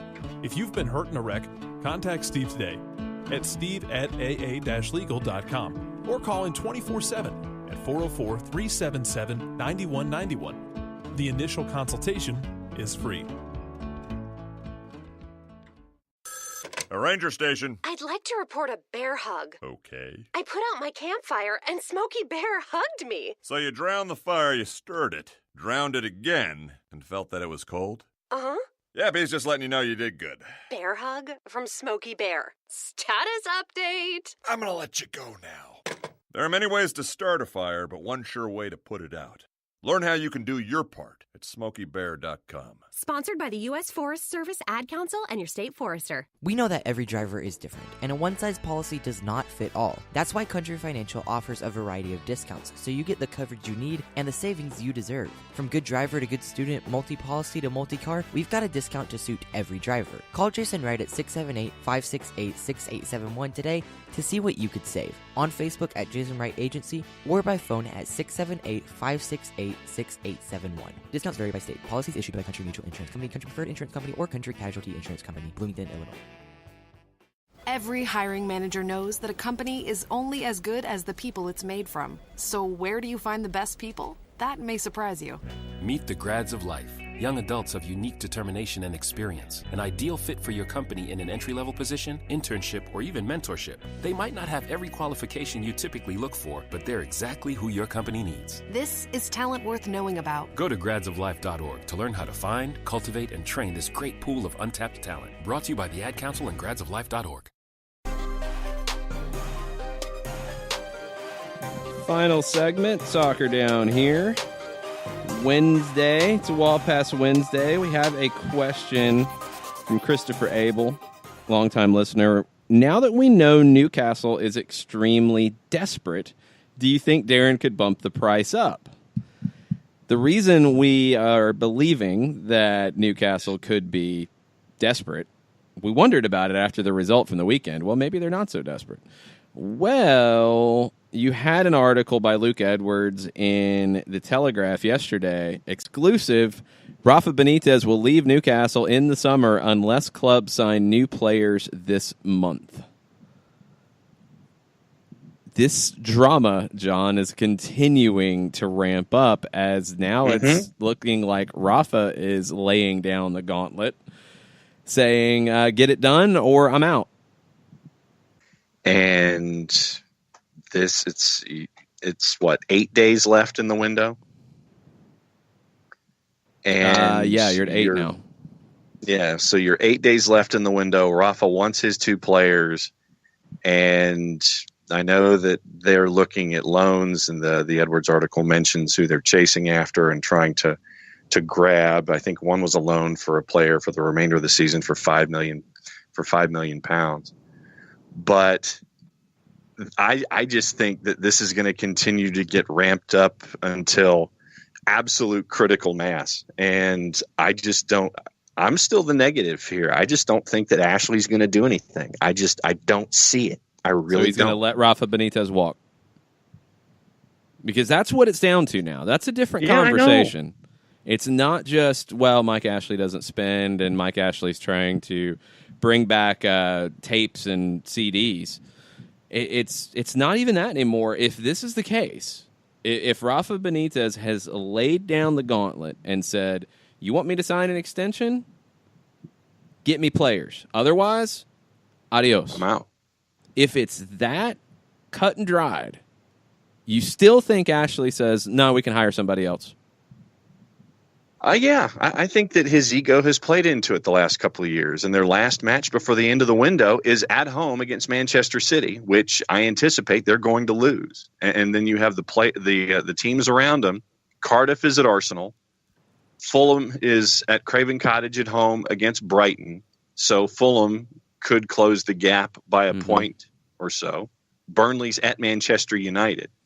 And Crystal Palace is on the road at Southampton. So that's right there at the peak of the relegation zone anyway.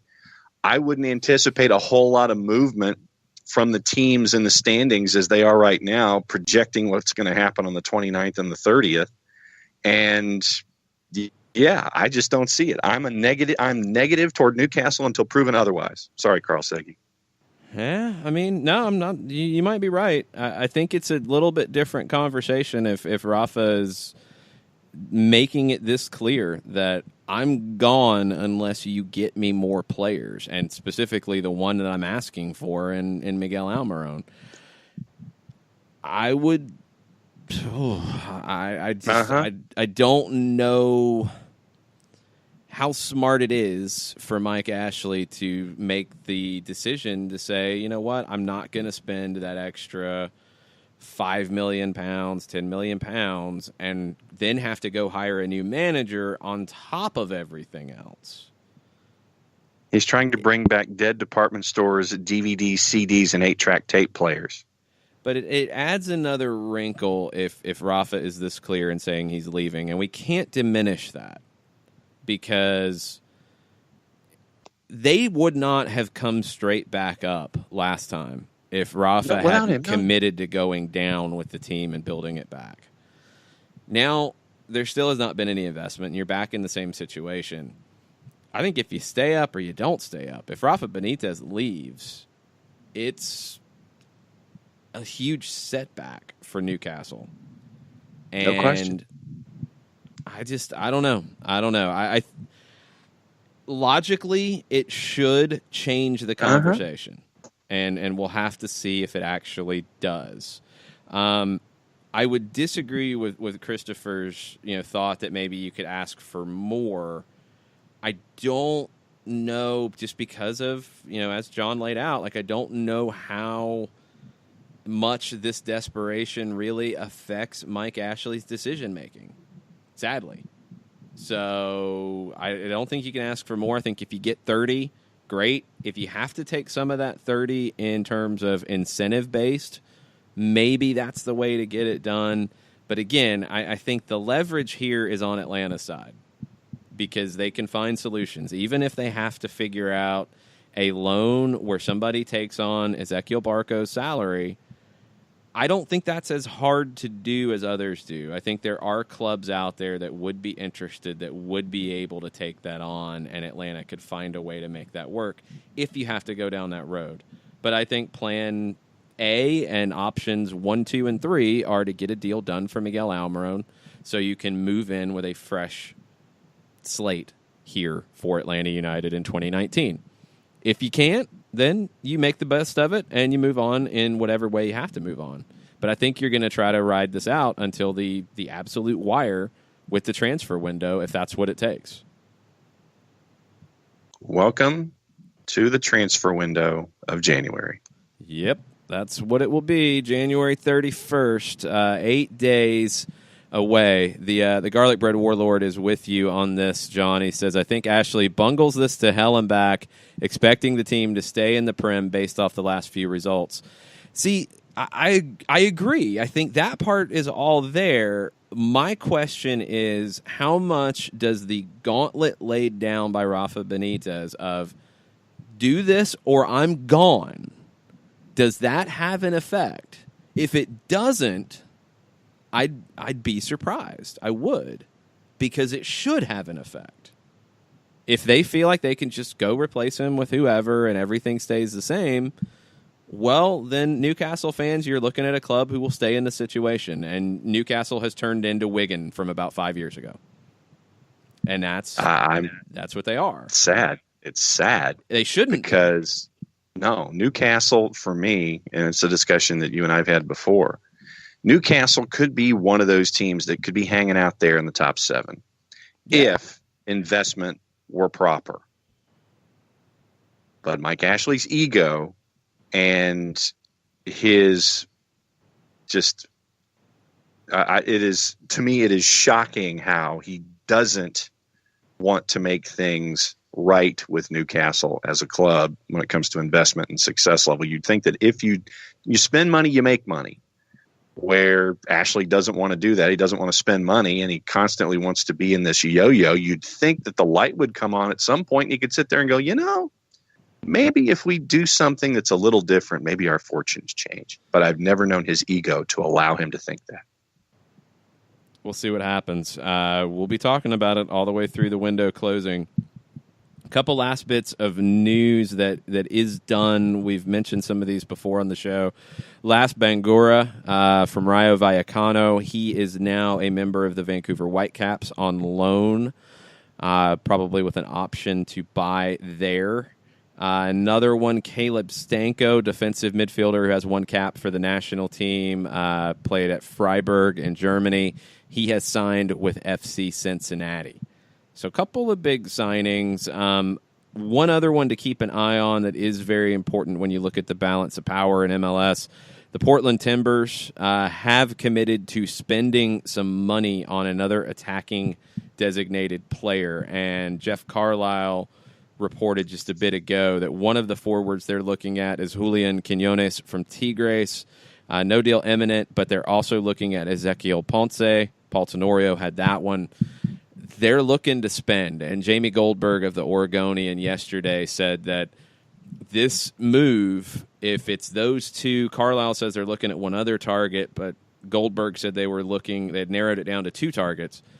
This would be the biggest investment in club history. That phrase, biggest investment in club history, that's getting said a lot more these days, isn't it? MLS is starting to ramp up how much they're spending, and I think we're going to hear the biggest sale in club history more and more very soon as well. That's where you're at. You've got a little bit more time in the transfer window. We'll cover it all the way through. We'll keep you posted on all the latest. We'll be back tomorrow, Thursday Thoughts, tomorrow 9 a.m.